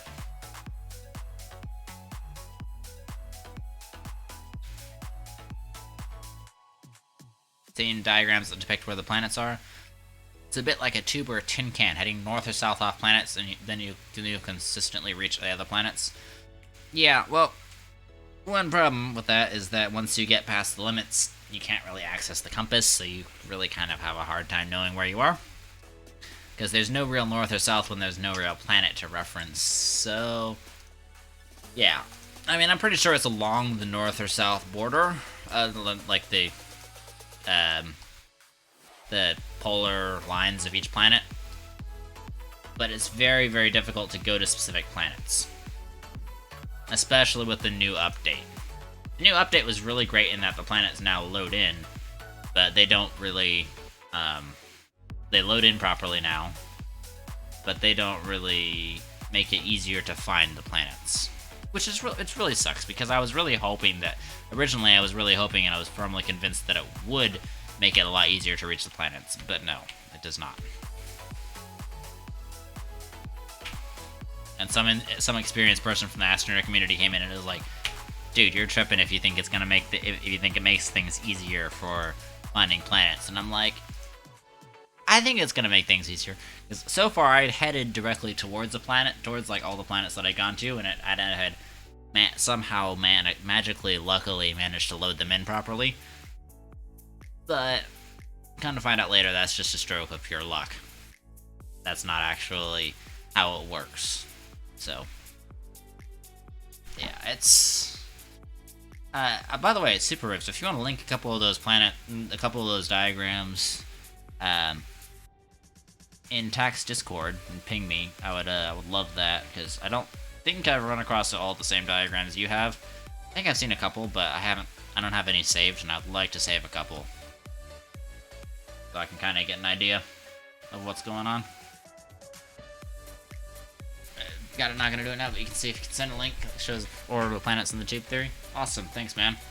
Also, I'm pretty sure that the moons have like a big sphere of influence that kind of protects the sphere of influence of like the big planets like Visania and Silva. Tested it out and seems to be valid. I'm sure it seems to be valid. I'm not questioning it, and I just wanna, have access to it, because I really don't know. I haven't been able to dedicate the time to figure it out, because I've been kind of too busy, blowing up a planet and all. We all have our own priorities. My priorities are just blowing up a planet. That's all. Nothing too much. Nothing too crazy. Hop in.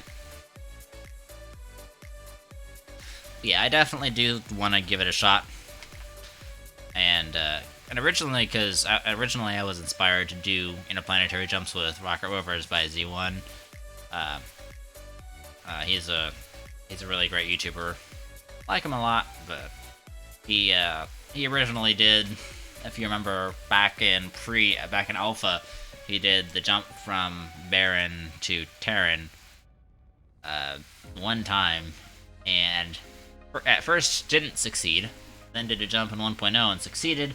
Then did like a pair of jumps where he ended up accidentally on Glacio.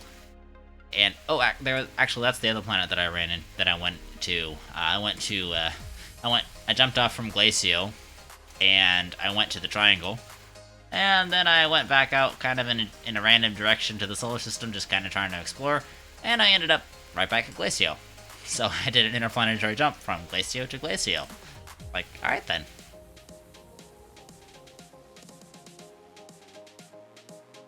But I've been using Sir Euramaze because finding the void planets a few updates ago was an ordeal. Yeah, in my opinion, it still is. And I mean, I remember the void planet. I would see the void planets all the time when I was in. Hello, is it me, or did that compound just load in right in front of me? Like, I have it feels like that compound just loaded in right in front of me.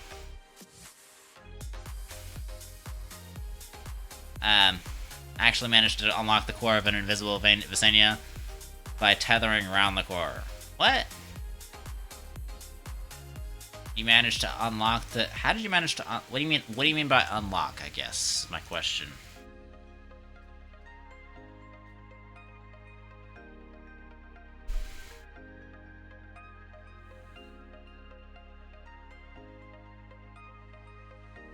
But honestly, with rocket rovers being as good as they can be right now, with the auto arms and everything, with the huge extended range that they have, it really makes things a lot easier.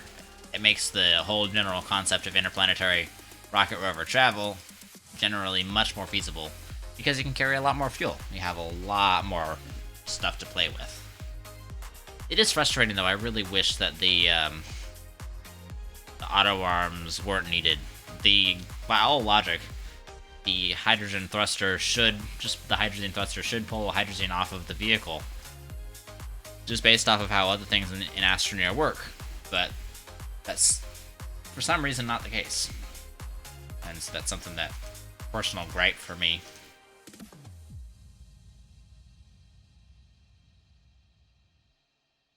What do you mean by unlock the core of Visania, though? Do you mean by, like, activate the core of Visania? Or what?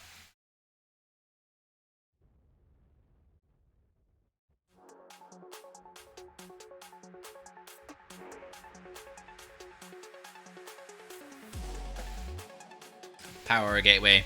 It was harder finding the port. But we dug down through the invisible planet and used tethers to find the opening into the chamber of tethers. Ah, interesting. So, the gateway, like the gateway chamber was also invisible, and so was the gateway engine down in the center of the planet. That's what I'm kind of getting from you. That's pretty interesting. Definitely a challenge. Which is no longer a challenge. Everything? Yep. Ah, neat. Did you happen to record any of it? Because you can no longer do that challenge. Because now the planets load in when the ghost planets are loaded by player proximity instead of by shuttle proximity. So, you can no longer have the invisible planets. Ooh, these are my last two! Heck yeah, we're almost ready for Detonation Round number 20.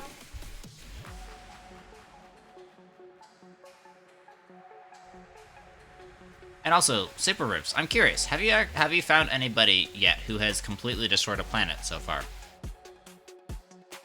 Or even a moon, I guess, because I guess Novus doesn't really count as a planet, even though it feels big. Blowing it up, it feels big enough to count as a planet.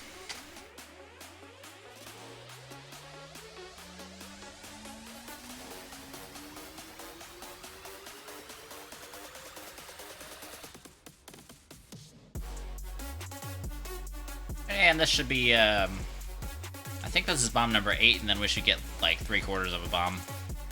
Exactly.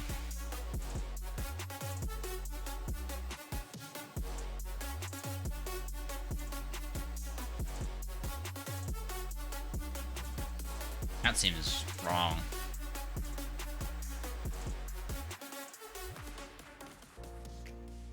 Something doesn't seem quite right about that. I should get 3/4 exactly, but it doesn't seem like I've gotten that. So that's bomb number 8. That's setting me up for more like 2. Sorry, you interrupted. Oh, totally fine. I was curious to see if you had run into anybody else who has destroyed a planet or come close to destroying a planet, similar to the Novus Project. Because I think I'm doing a, I think I'm setting records here, but I'm not sure. Yeah, no more void planets? Yeah, it's sad. Well, the void planets still exist, but they just load in the regular planet. So theoretically, both of these should fill up. And then that one should also fill up, but I don't see that happening. And maybe these will fill up, but I don't know if they'll both fill up exactly. Yeah, something got messed up. Because of your challenge, I've been following a few similar ideas. Oh, I know there's a group that's doing De Solo. But in my opinion, they honestly don't have the superstructure or the infrastructure to actually produce enough stuff to do it.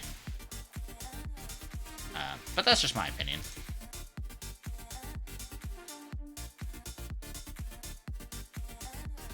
Hold on, let me check. That was bomb number 8, right?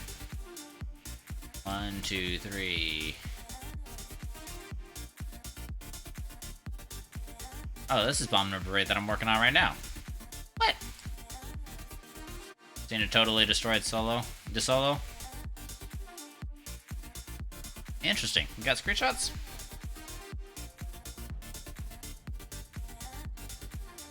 What do you mean seen a totally destroyed De Solo? Just curious how you define totally destroyed. Like, as in what I'm doing? Like, completely gone? Or what?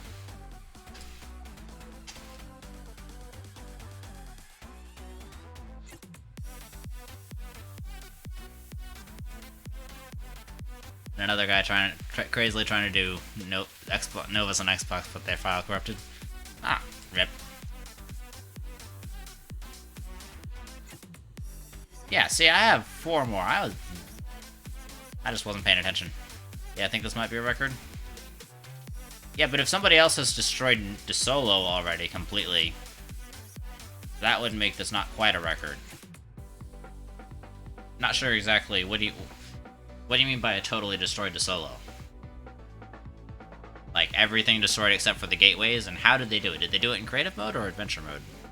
Because so far all the major attempts that I've seen, just Ember, Engine Chamber, and Spires left. No way to see if it's creative. Ah. Yeah, I think it's most likely gonna be creative, in my personal opinion. Just because a process like this is so monumental speaking from personal experience, so monumental that taking this on in adventure mode is daunting and long even for me. It's really a massive project that originally stretched my resources. My resources are now completely adapted to it, and it's easy. It's just the doing the hauling, and then doing all the resources and everything. I think it's most likely that he did kind of what Blitz did, which was do it in creative, and that's totally fine. It's just not what I'm going for. I mean, the record that I'm going for is, hopefully, if I am actually pulling off a record, nobody quite knows, but the record that I'm going for is to be the first one to destroy Novus solo in adventure mode. I'm fairly sure hasn't been done, but I can't say for sure or not. But the solo part is kind of important. Everybody does a bit of destruction in creative, but it's impressive how dedicated and determined you are. Hey, I try to do my best with whatever I put my mind to. And honestly, this is more of a challenge. I'm looking for a big last hurrah before I kind of go dormant on the game and only really, like, check out updates. Because I'm basically out of stuff to do in this game at this point. But honestly, I still like the game a lot. I've pretty much ran out of stuff that I feel like doing in the game. Solo and survival is very special. Yeah. I mean, honestly, if anybody does it, I'm the perfect guy to do it, because this save I basically have creative mode at this point. Because I've just got infinite resources, effectively. More resources than I could ever use. So this is barely even survival. The only real difference is that I can die, and that makes Twitch chat have fun, because Twitch chat can kill me.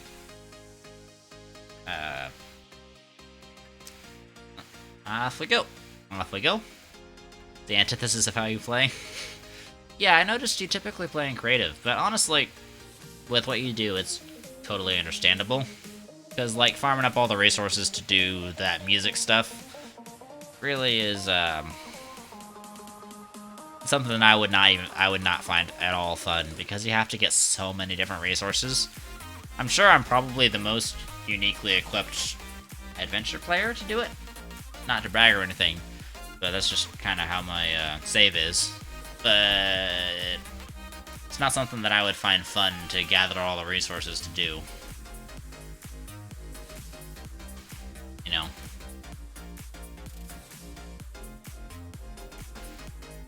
You never play creative except for music? Yeah, that's what I was kind of referring to. I don't know how you play for personal time, but I'm just referring to music stuff. And so far, all I've seen of your Astroneer projects are your music projects. At least if I'm remembering right. I may not be. But I can kind of see how music would kind of seem to require creative. But then again, I'm sure it's quite possible in adventure mode. It's just a lot of work. Honestly, though, it's probably not as much work as destroying a planet or destroying a moon. But, you know, destroying a moon's more fun, because it has explosions. Played a lot before automated rocket rovers. It's how you made the first space station. Oh yeah, I remember back in the day when you could go to the space station. I never got to go into the space station, but I always wanted to. And I'm out of fuel exactly at the right time. Heck yeah. I always wanted to go to the Exo space station. tactile object, built trees and statues with butts. I'm a little confused, but okay. Cool, I guess. I'm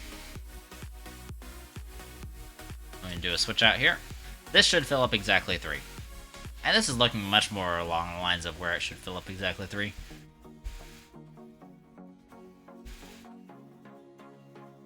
So this should be 3/4 of a bomb. So this is the 9th bomb. I mean, honestly though, what I would really love, Super Ribs, is at some point when the project's like halfway done or something, if I can get the devs to raid me one more time, because I want to show them kind of what this project is, and show them that I'm doing it in adventure mode before the planet's completely destroyed. And that is exactly correct. I am exactly at 3/4 of a bomb. I know, you made a space station. Honestly, for a while it was a crowning achievement, but platforms don't work the same anymore. Ooh. You're gonna have to send me a screenshot of that, because I had not heard of that. I thought you were talking about going to the Alpha space station. Take a video out at some point? Heck yeah, I would love to do that. I would love to see that. Oh wait, no. I'll leave this here, like I always do. Alright. So, let's save here. And as you can see, I've gotten a lot of saves here. So, we're going to duplicate. Actually, hold on. Just gonna save real fast, just for funsies. Ahem. Thank you. Yeah, I'd love to see a video of the space station. I'm guessing because you're saying platforms don't work the same anymore, you're talking like back when you used like resin to extend the platforms with pipes and everything. Okay, let's duplicate. Let's go before big boom number 20.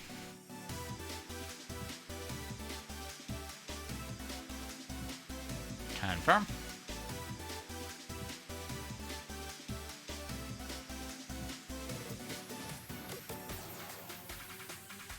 I'm gonna check my storage real fast.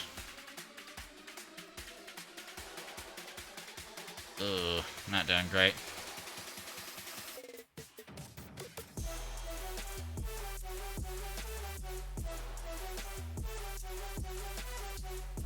Let's delete you.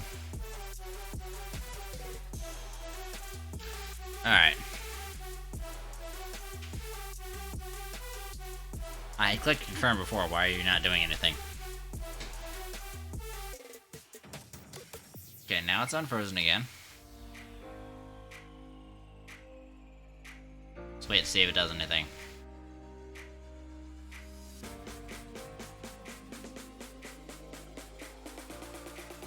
It did a thing. Hey! I'm forever afraid of running into like some mysterious maximum save number that nobody has hit before.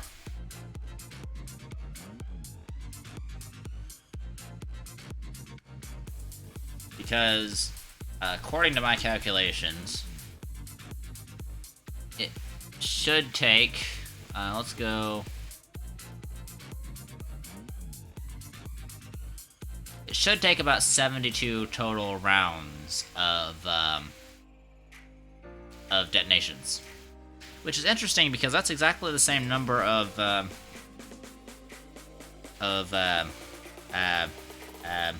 linking words.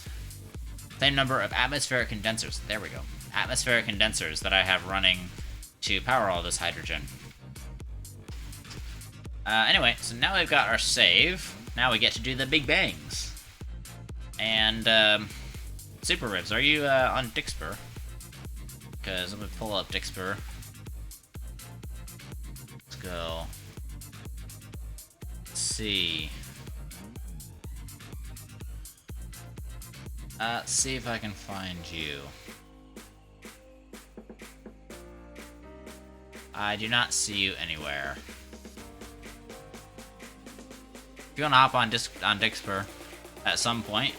We can see if we can get you some crates,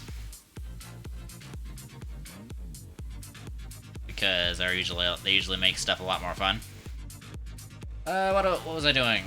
Right, so I've got the spare fuel right there. What I'm gonna do is I'm gonna grab some dynamite. Yoink. Then I'm gonna take number 1 right here.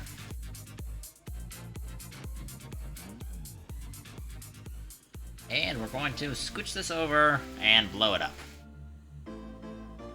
I really love how the platforms will just attach to anything no matter what orientation it is. That's really honestly helpful.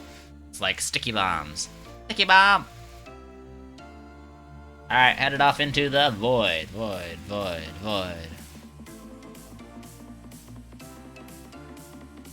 Watch Tactical show up and just turn off my boosters.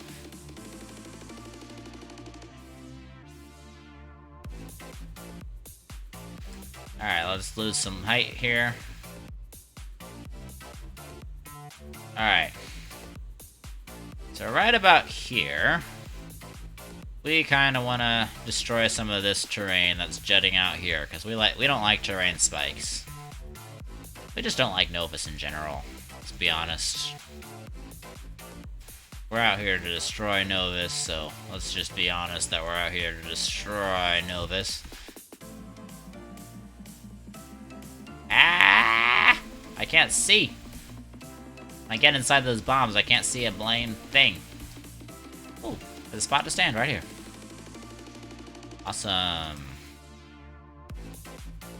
Alright, so if I hold right click, then I can just detonate this remotely, which is really nice, because then I don't have to die, and not dying is high on my list of priorities right now. So, detonate. Ooh, that was pretty. Alright, and let's go for see if there are any resource explosions that need to happen. No? Really? Interesting. Not a lot of resources in that chunk. Alright, let me grab this guy real fast. Ah! No.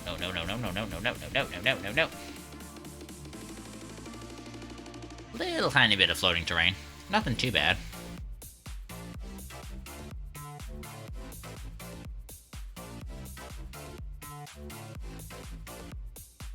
Why can't I grab you, huh? Never gets old? I know, right? So I love the Novus Project, because the Big Bangs never get old.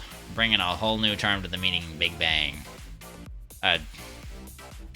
Yes, English, words, bringing a whole new term to the meaning Big Bang. I meant to say, bring a whole new meaning to the term Big Bang. But that's not what came out of my big stupid mouth. Now is it? Oh, there's that resource explosion I was waiting for. That solves some of the lag. Really interesting thing is if you have a whole bunch of resources that are clumped together and waiting to kind of explode, then that really cuts into your performance. I like how you can see farther when it's nighttime, though, because honestly, I like being able to see. That's how it all started, stands to reason that a Big Bang will end it all. Exactly, you know? It's exactly what this planet's doing. Just ending it all with big bangs, one big bang at a time. Destroying the world as we know it, one big bang at a time.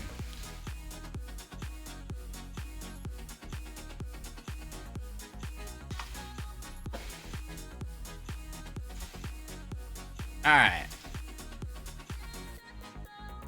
And also, I am working on uploading all my records to YouTube, so that way they can be on there for just people who want to check and make sure that I actually did it on adventure mode and not on creative.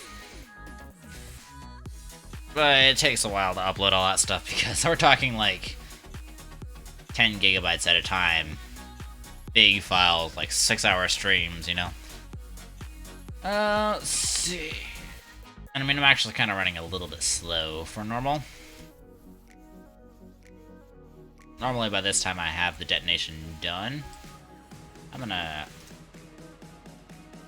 There we go. No wait, I need to grab the dynamite from here because this dynamite I want to get rid of first.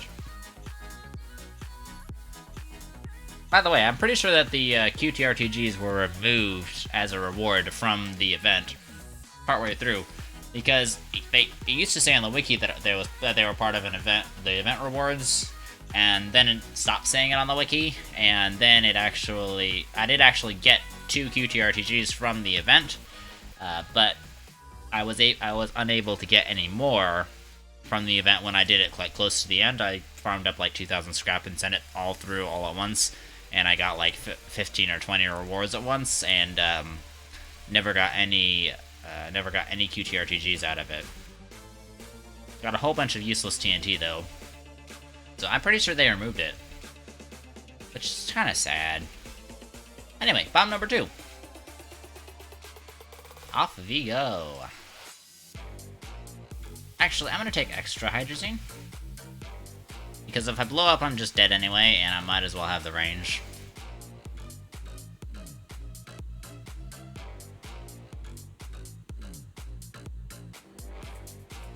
I am gonna make sure that this base is the last thing to go, though, just because I like the idea of having a skyblock in Astroneer.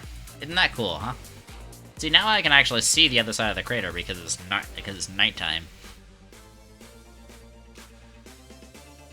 Man, this crater has gotten so much larger since I first started. I mean, duh, because it wasn't here when I first started, but you get the idea. All right. Whispered you a link to a short space station video for my perusal. Awesome, thank you very much. I will have to check that out after stream. Or I might check that out on stream at some point here, but that will have to wait until after we finish this round of detonations. Then we'll talk. Alright, and holding right click, let's go out here. And let's make another big boom. That should be far enough. Famous last words. Hey, it was far enough. Look at that. All that fresh lag from all of those surface resources. And the surface getter despawns. Grab some other things I mentioned. Okay, awesome. Thanks a bunch, man. You can just send them in text Discord and mention me. I mean, I'm Minecraft_33 on Discord. Very imaginative, so shouldn't be too hard to find me on text Discord.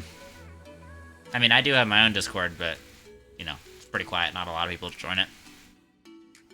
What's this? What are you? Oh, you are a solitary laterite thing. Are you physical? Can I stand on you? I can stand on you. Game logic. Well, alright then, this is interesting. Game logic.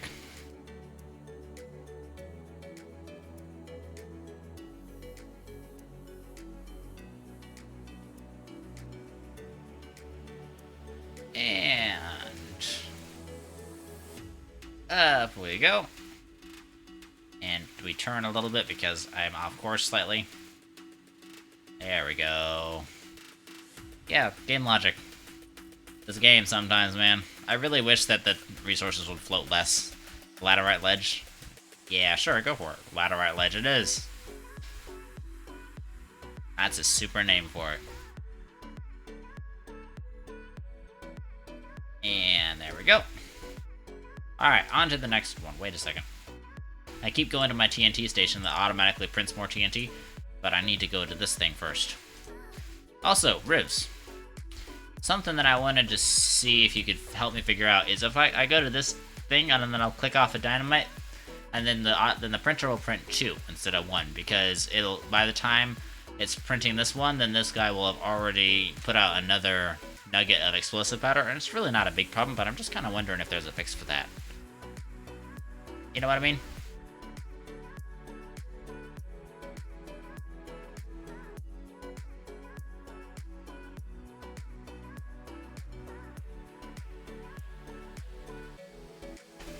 Oops, I didn't mean to shift click that.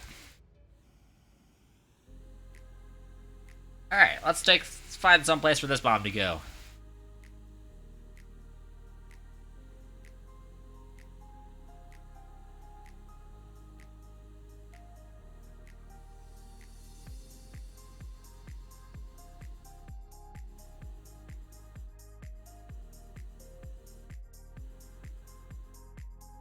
You know, this part right here really is sticking out as a whole.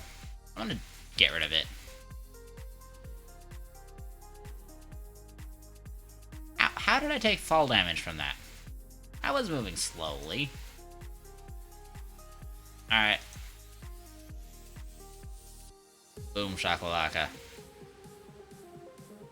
There's so many explosive-related jokes that I can make. Boom, baby.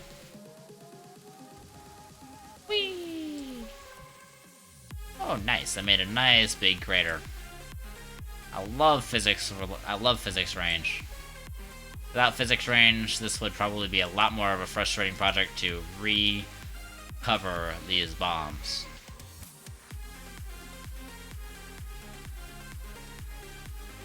There's just this ledge of terrain right here.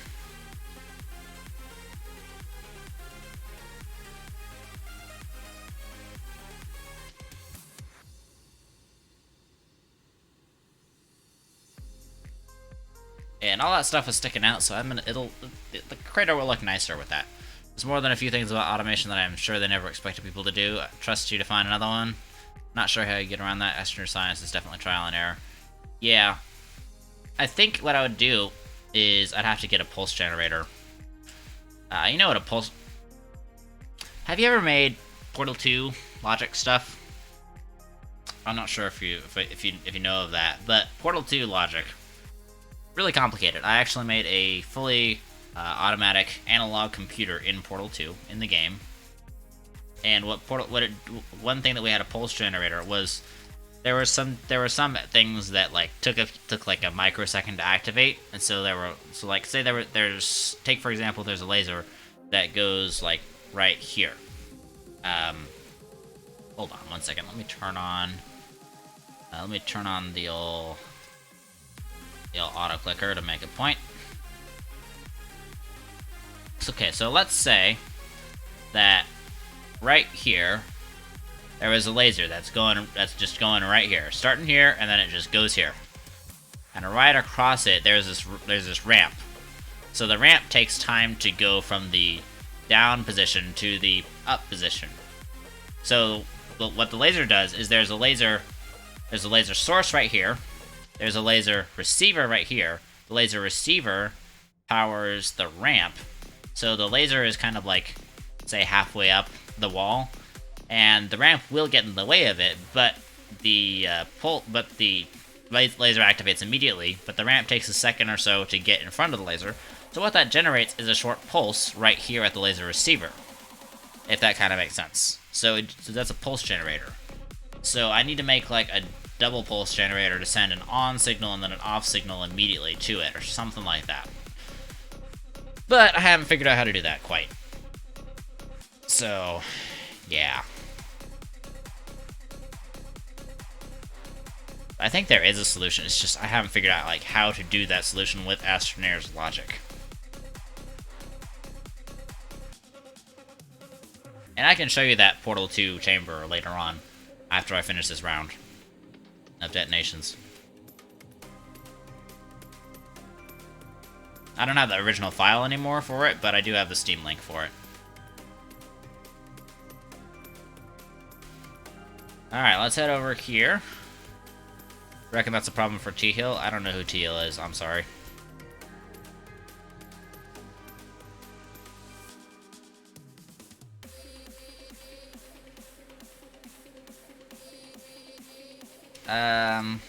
Let's put you right here.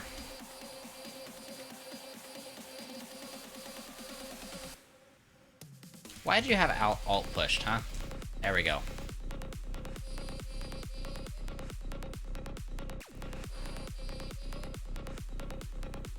And out we go.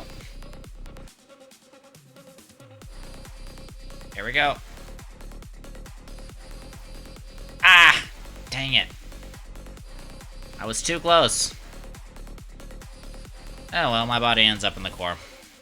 I had too much hydrazine on me. And I also was way too close so it blew up. Right, plan of action. Go to the core with hydrazine. Retrieve my dead body, and then retrieve my bomb. Stop laughing at me. Actually, I'm kidding, it's fine. TL makes it outrageous electronics and astronomy. He made Pong, Breakout, and Tic-Tac-Toe. Currently working on Space Invaders. Good heavens. Yeah, it definitely sounds like the guy. I'm sure he'd know about pulse generators and double pulse generators and all that sort of stuff. I don't even want to know how he made what he used to make the like Tic-Tac-Toe.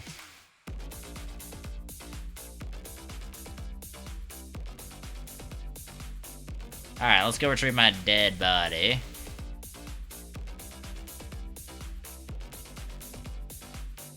It's okay if I have a little bit of oxygen left. I'm going to be fine when I hit the core.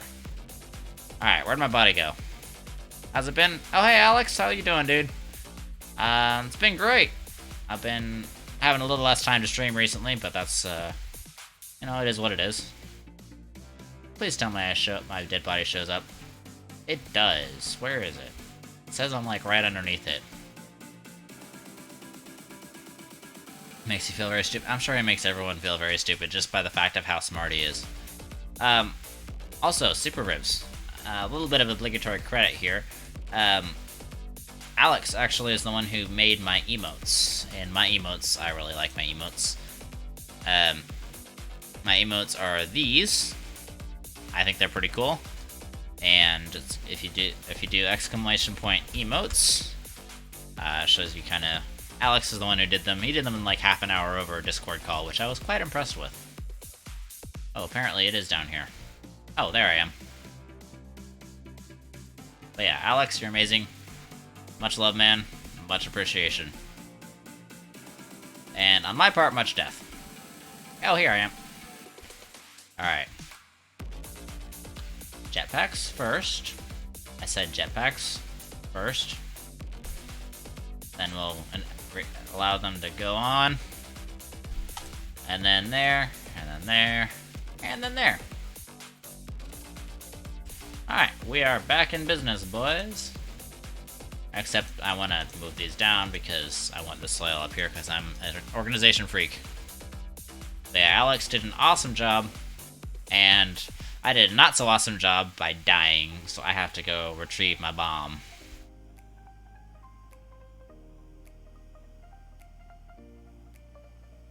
Yeah, I mean, Alex did it completely for free. He's like, hey, the only thing I would ask is that you promote me on your stream. And I'm like, heck yeah. If that's what I gotta do for emotes that are this quality, I'd be more than happy to do it. Oh, gotta be kidding me. Oh, come on. Oh, come on. Freaking glitch terrain. Means I'm gonna have to die again. Frickin' glitch terrain. It must have unloaded just as I died, and so it didn't get blown up. Fake news.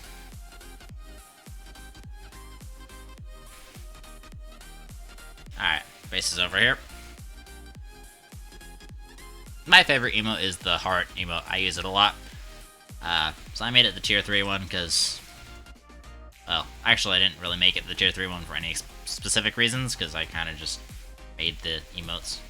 That means I have to waste a bomb, though, that glitch terrain, so... sucks. Alright. I think I'm just gonna go down and recover my body, like I did here before. I am gonna drop off this fuel, so that doesn't blow up, so I don't want to waste any more fuel than I have to. Oh boy. I just love glitch terrain, don't you? When the game refuses to load things properly. Excuse me. It's like, no, screw you. This actually didn't blow up.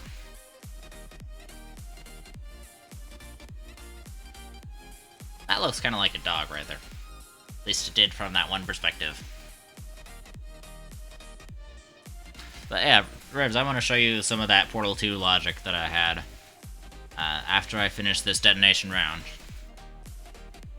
This is the Big 20, and we had a bit of glitch terrain, which is really unfortunate. So if you'll notice, the glitch terrain's not loaded in right now, and so it loads in the closer I get to it. So I have to go really close to it in order to load it in to explode it properly to get rid of it. So that really sucks.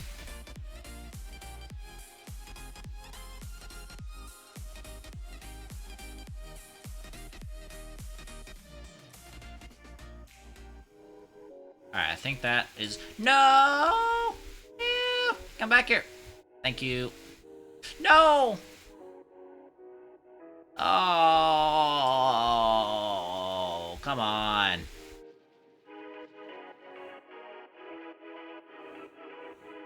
Darn it. I'm gonna drop my bomb. Okay. Alright, let's try this again with less stupidity this time, shall we? I don't know how that's possible, but we're gonna try. Oh, and because I brought limited fuel, now I'm running out of fuel. Great! Just great. Alright, you're gonna stay there. I'm gonna go here. I think what I'm gonna do is I'll try... I think I have some reserve fuel down here, don't I? You know what? I'm just gonna die. I'm just gonna die. Everything will be fine. I'll come back down with more fuel, and I'll grab this thing. Then I'll die again, because I have to die again. And then... yeah. Alright. I'll be back. I promise I'll be back for you, bomb. That really sucks. That wasted all the fuel that I had reserved for this operation. It's almost as if Novus doesn't want to be blown up. Shush. You don't know that. Maybe Novus wants to be blown up. It wants to go meet its maker. I'm just kidding. I think the game just doesn't believe in my power. The game's just like, no, it's not possible for someone to have this much power. Where are you at? Where are you at? Kill me. Oh, yes, you're right here. You know what? Actually, the first time one of you guys has been useful. Might be a little bit close to the plant to want to pick it up, but you know. All right, let's go pick up some fuel. Oh wait, no, I'm just gonna pick up this little bit of fuel that I dropped off right here. Yoink, yoink. Nice.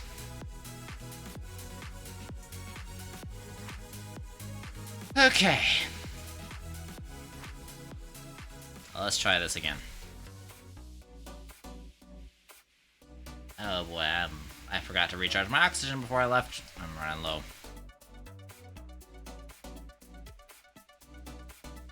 I shall be fine.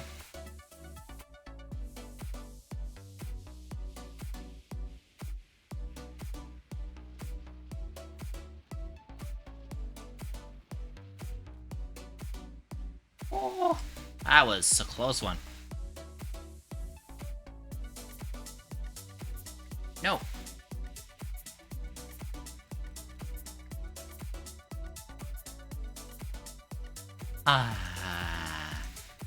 Much better. Now I have oxygen. Alright. Thank you for being my death plant. You are actually useful for once. Those plants are so rarely useful. No! They're so rarely useful that, didn't really talking to find a time when I really need to die, and it was right there. Like, you know what? You're actually being handy for once. So good on you, plant. I don't know where I'm going. I'm trapped against the ceiling. Alright, I'm going up here. Going to die again.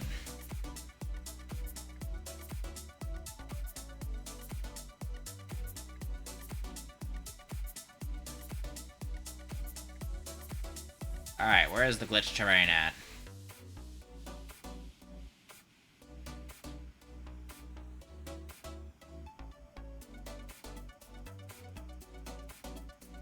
Where is it at? Come on.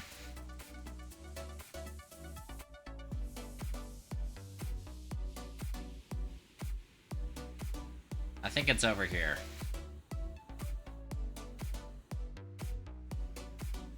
No, it's over like this direction. Isn't it?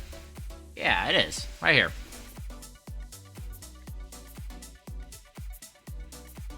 Alright, let's land right here in the crater. where the crater's actually supposed to be. And then we'll pop it on the wall. Let me out, let me out, let me out, let me out. Alright, let's pop it on the wall, like, right here, kind of. Oh god. I can't see a thing.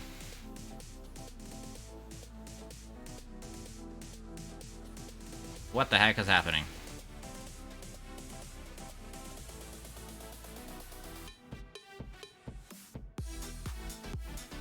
Okay, that'll work, I think.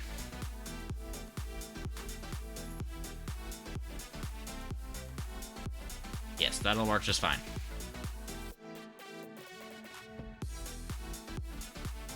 Ah!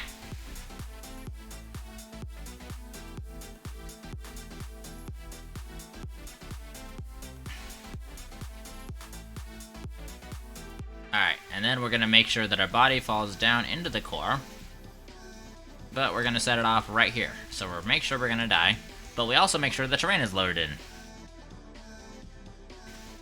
Alright, that should have fixed the problem. Exit. Let's grab some more fuel. Now that that was actually a planned death, and not a stupid death. We'll go bring that. 2. I'll do 2 just in case. Then I'm gonna recharge my oxygen. We'll head out.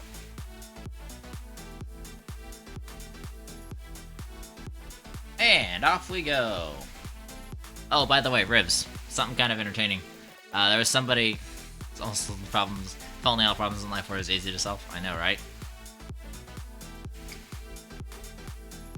Funny story. I was with this. I was watching this new streamer play Astroneer last night, and somebody in chat was telling them that an oxygen tank was an oxygenator, and I was like, "Boy, what?" And yeah, they believed them because they were a noob. They didn't know any better. But I just found it entertaining that it was like the person was like, "Oh yeah, a portable oxygenator gives you infinite oxygen, and you only have to, it only costs like 1 glass." And I'm like, "Oh wow, interesting." To be frank, dynamite might have helped a few of your friendships. I know, right? It's like, it's the explosive power. You know, you want to have an explosive relationship. Okay, maybe you actually don't, because that's actually bad relationship advice. I'm not a relationship specialist. Don't take relationship advice from me. Also, where the heck is my body at?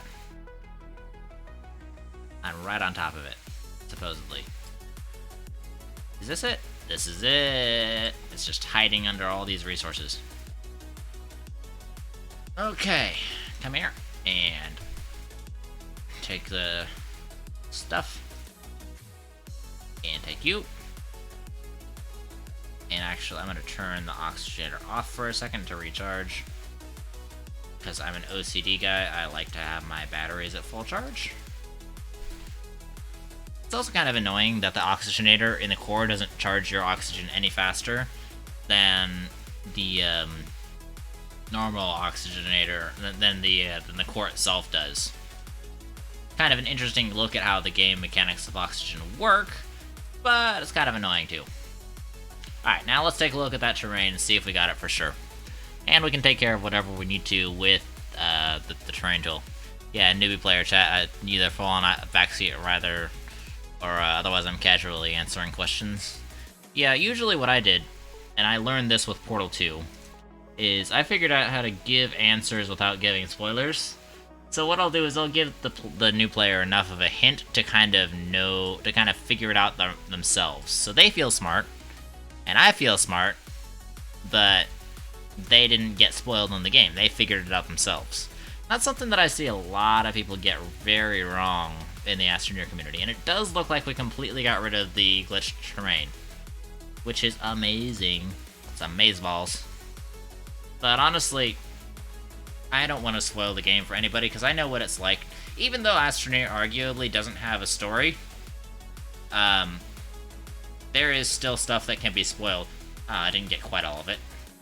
It's okay, we can handle this bit with our terrain tool. There's still stuff that can be spoiled, like oh, I didn't know you could do this in the game, you know, and I didn't know that the big purple things did this, and somebody's like, oh, and they're like, so what does this do? Just kind of like asking themselves the question. Somebody in chat's like, oh, it's a teleporter. I'm like, dude, shut up. Let the guy find out for himself, you know?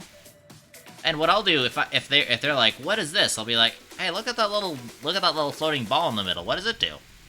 And they'll go over and they'll look at it and they might press a few buttons and then they'll get teleported and they'll be like, dude, it's a teleporter. That's so much more fun than somebody just saying, oh, it's a teleporter. I'm like, you know, this is not a contest to prove how much you know about the game. You know, it just frustrates me when people are like that. They're like, oh, I want to show you, like, I know a whole ton of stuff about the game. That's why spoiling the experimentation or exploration is the same as spoiling the story. I know, right? That's kind of the stance that I have. And, like, Brandon makes a good joke that, I'm digging without holding down my left mouse button. Alright, well, you know what? Saves me some carpal tunnel work. Brandon was like, what story? I was like, very true, Astroneer does not have a lot of story. Or hardly any at all, arguably. But the figuring out what stuff does in my book kind of counts for being a story. At least functionally as far as the game is concerned. Oh boy, there's a lot more terrain than I thought there was. But yeah, so spoiling that kind of stuff, not cool in my book. And usually it's like the newer players who maybe have like 10, 20 hours in the game. They're like, oh, I found this, and they just finished the game, and they're like, I'm such a good player, you know. Most disappointed you are is when people like shout going to Glacio for research. You should research Astronium when they've only placed a platform. Ah, yeah. I mean, I will always recommend going to Glacio for the research. And I'll say it in every person's chat who was like, when we start talking about like interplanetary stuff, but you know, there's a time and a place to say it. But I always recommend going to Glacio because Glacio is my favorite planet for research, and I think it's honestly the best planet overall in the game because the research is really great, but also the planet itself is not super hostile comparatively to the only planet that can beat it in research, which is Aatrox. And it also has a lot of resources and it has good power. So it's not really a bad planet at all. In my opinion, it's one of the best. But that is just me. Alright, I think that's all the glitch terrain there. And also, Astronium really isn't that good for research anymore. It's one reason you love Astroneer, the lack of a story encourages you to make your own story. No cinematic technique, especially with horror. Well, yeah. There's a balance between that and having, you know, something that engages your audience. And Astroneer really lacks in stuff that engages an audience. A lot of people just play to finish the game and then that's it. You want something that encourages them to stick around beyond the finish of the game. You want some kind of charm, and Astroneer does kind of have that, but because of the fact that there's so much challenge lacking in the game, there's very, very little challenge in the game. The game is not difficult at all once you master it. It's just not encouraging to new players to go out and do stuff once they finish the game, because they're like, well, I finished the game, so what now? There's not really anything beyond that. This just kind of ends there, and it's not designed to end there. It shouldn't end there. There's so much that you can do. You can get to the end of the game, like the official big end of the game with credits and everything, way before you even get all this cool automation stuff.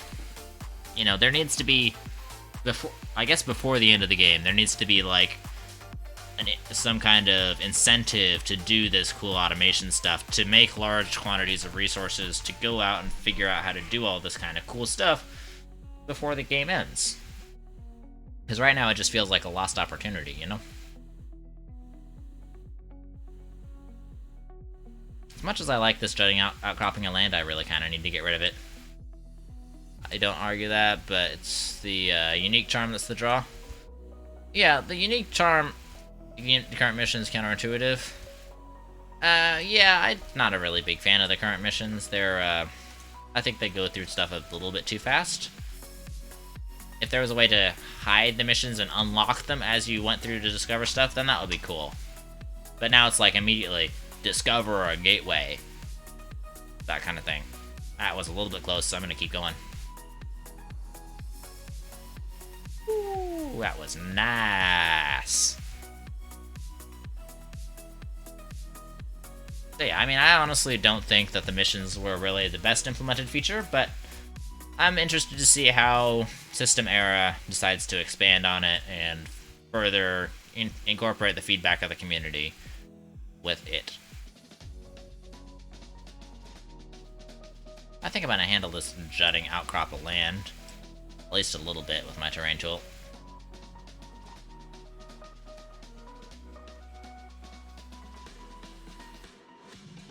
Bye, research item.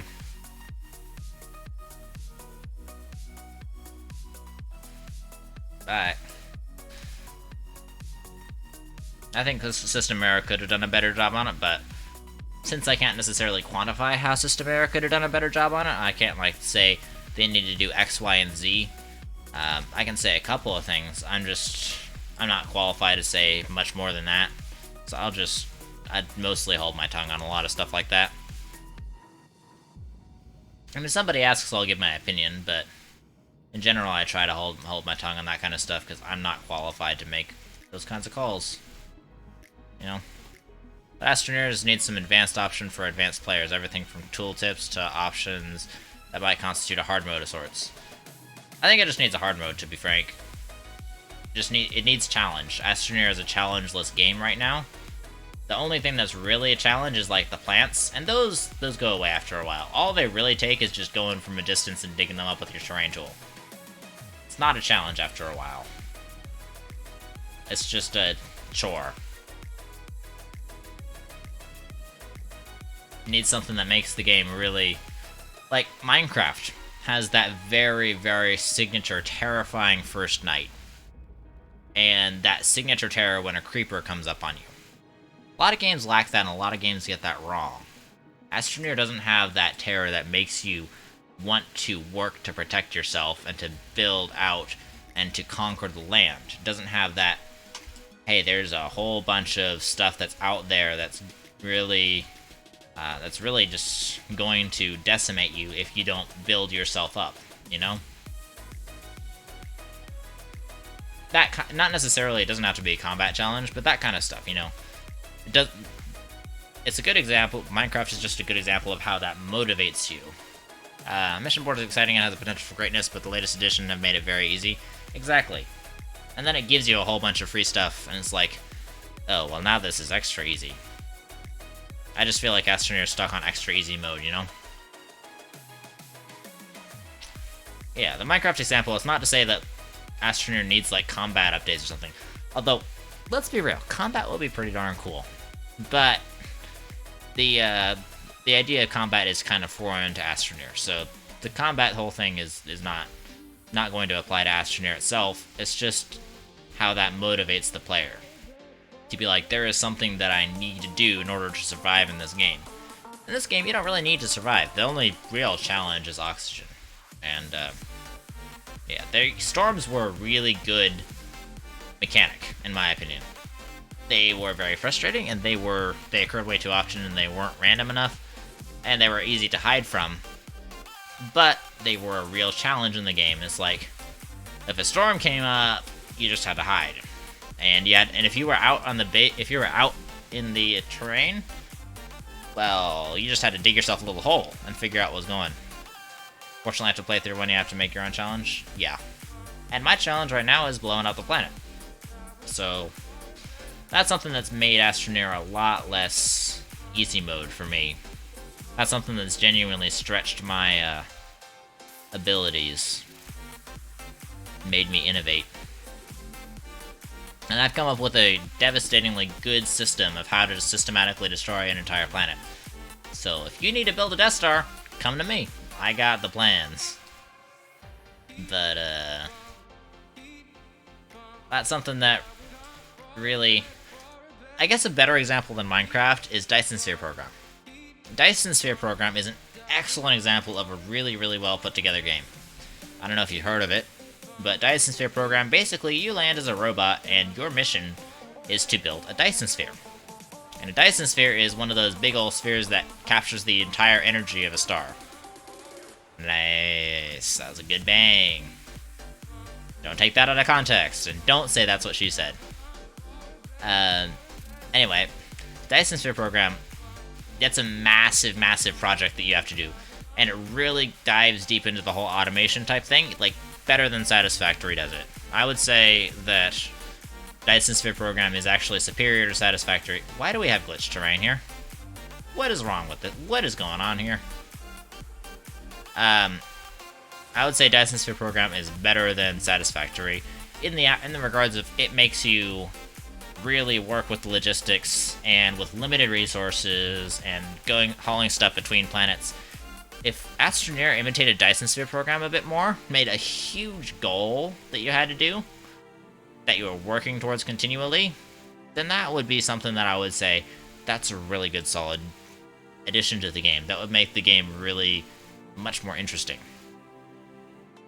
But it doesn't really have anything like that.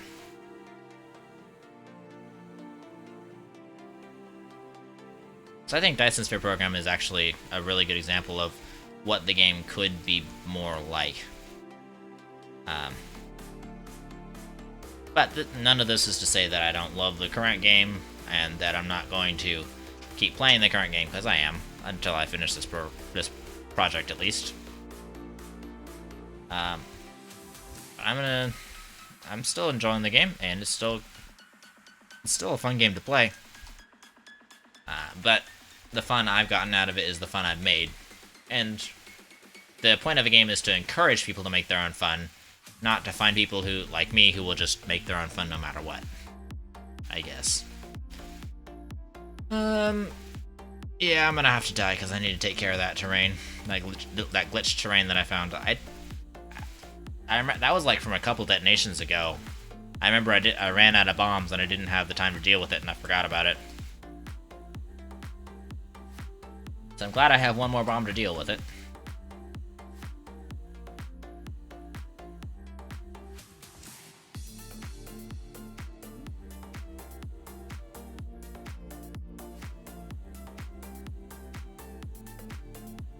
I think it's somewhere over here.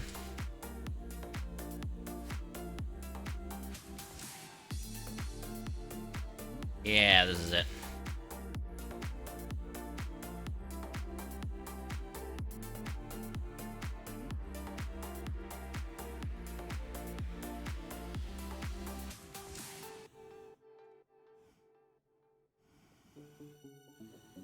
Actually, you know what? Whee! Let's put it right here.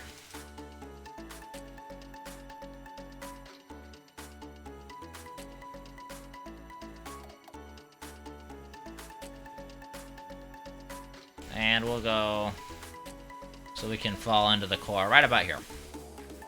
That works pretty well. Alright, hasta la vista, world. Heck yeah, look at that. That was a beautiful explosion. Got rid of all that glitch terrain all in one go. Okay, more fuel. Let's grab more fuel. I go through fuel so fast. But honestly, I have like, literally... I have... How much do I have? I have... Not played DSP, but I checked it out a little. Certainly looks like it has my kind of scale factory. I know, DSP is like the game of my dreams right now. I'm definitely getting it once I get some money from this job. And I'm definitely going to stream it. But right now I don't have the money for it, so just worry. I'll just get it later when I have the money from the job. Let's go grab our dead body and the final bomb. Then I'll go up and take the progress screenshot for today, and I'll show you the couple of... have a look at that video you sent me in Twitch, and I'll show you that automation that I've got in Portal 2. Because automation, that's something that I'm really genuinely proud of. Ooh, that's close. Oh, hey, there I am right there. Heck yeah. I really hate how the beacon disappears when you get close to it, because when you're trying to find it in a mess of stuff like this, unless you see it right off, it's just not even gonna be there for you. No, don't No. Why did you pick that up? Okay, just go on there. Sure, why not? Yoink, yoink, yoink, yoink, yoink. Cool. For you, for me, I just love exploring. Reckon half of my 4,000 hours in Astroneer are just wandering around doing nothing. Yeah. And honestly, Dyson Sphere program kind of encourages that kind of exploring because they got like unique planets and everything, but not as much as Astroneer used to. I don't know if it does anymore. It's arguable that it doesn't really promote the kind of exploring due to the smaller planets and everything, but it does definitely like give you a reason to explore stuff, and it has cool cave layers. I think if you combined Astroneer's exploring with DSP's big goals and reasons for automation, that would really make the game better. Because right now, automation's basically purposeless. It's just kind of there to be cool. And that's not really that fun for the majority of players. I'm gonna get rid of this big old spire. Because this big old spire looks kind of ugly, and I don't even need it.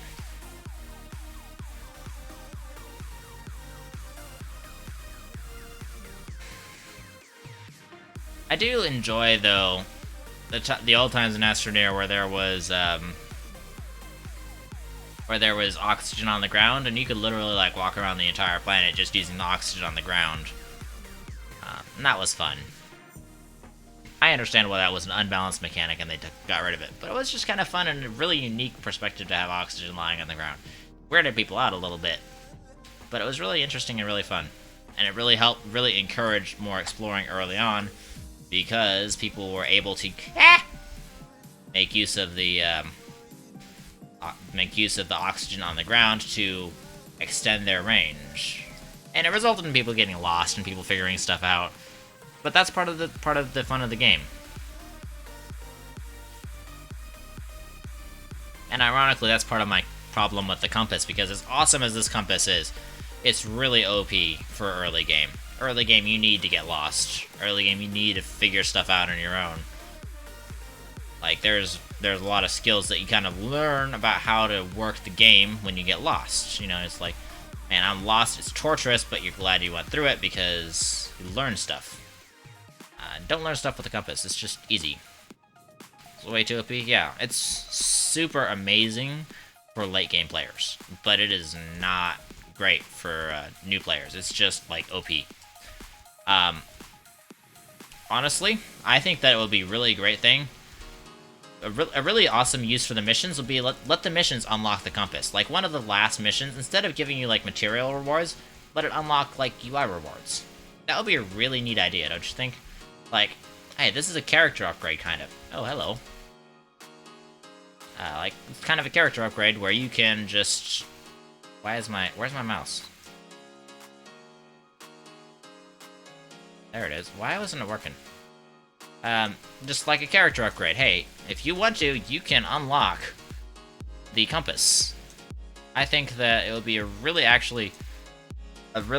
it would make the missions feel a lot more genuine, a lot more useful, and a lot more fun, because you're not getting stuff that's just like, oh wow, yay, free stuff. It's getting new and cool stuff that's changes to the UI. And because honestly, the old compass was completely fine for early game. Maybe earlier, but it ought to be earned. I would prefer it to be later game, because there's like a certain period, and it's debatable like how long that period is, obviously, but that there's a certain period where you need to get lost. There's a certain period where you need to like figure stuff out on your own. You know, just like every job has a part where it's just that by the way, that looks like it's on the same level as me almost, just because there's simply no horizon of reference. It's just like with every job, there's a initial hump that you have to get over. With every game, there needs to be an initial hump that you get over, or you start not appreciating the game. His biggest disappointment is that they removed the old compass. Yeah. I mean, the old compass was kind of crap, but it got the job done. I made my highway system on the equator from the old compass alone, and it was not hard to do at all. Like, you could use the old compass. The old compass works great. My main peeve with the new compass is that it doesn't have east, west, south on it. It just has north. Like, great. Thanks. But these beacons are super, super helpful. So I think that you should go with the old compass for a little bit, and then go with the new compass once you unlock it through missions. Anyway, I'm gonna grab this. Alright, that is Detonation Round number 20 finished.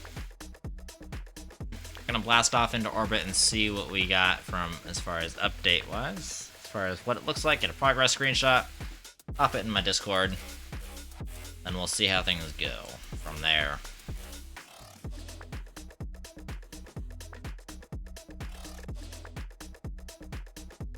SES has to realize two things. People want Fortnite and FIFA.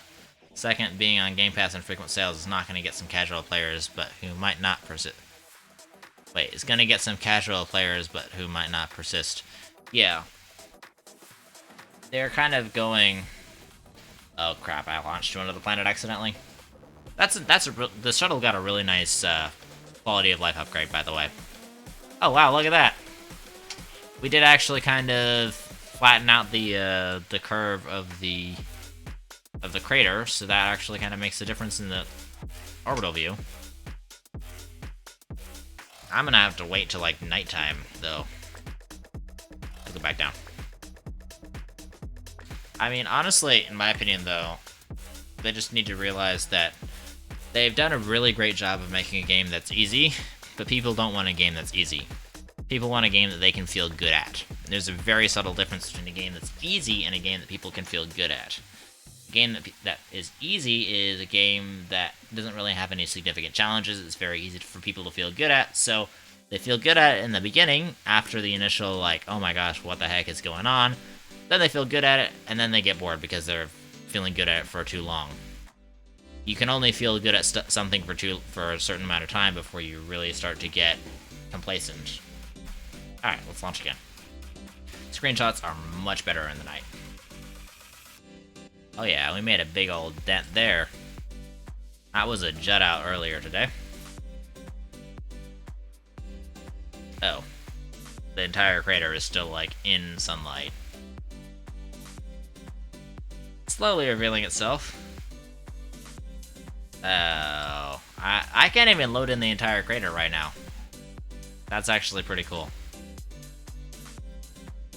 Like, look right there. There's that big old bit of terrain that's not even actually there. That's interesting.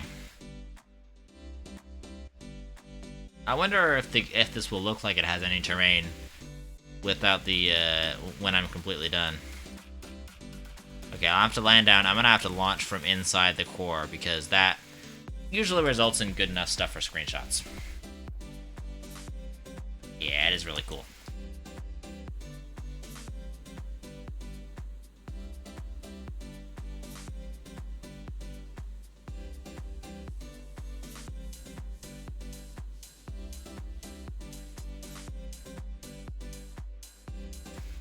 Hello.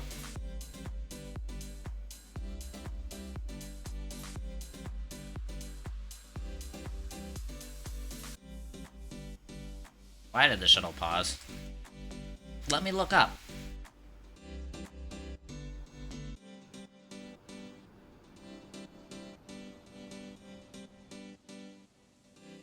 Alright.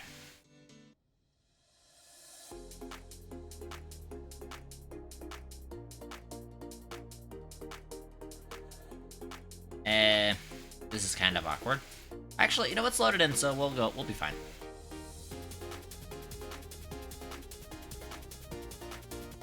Alright, let's get ready.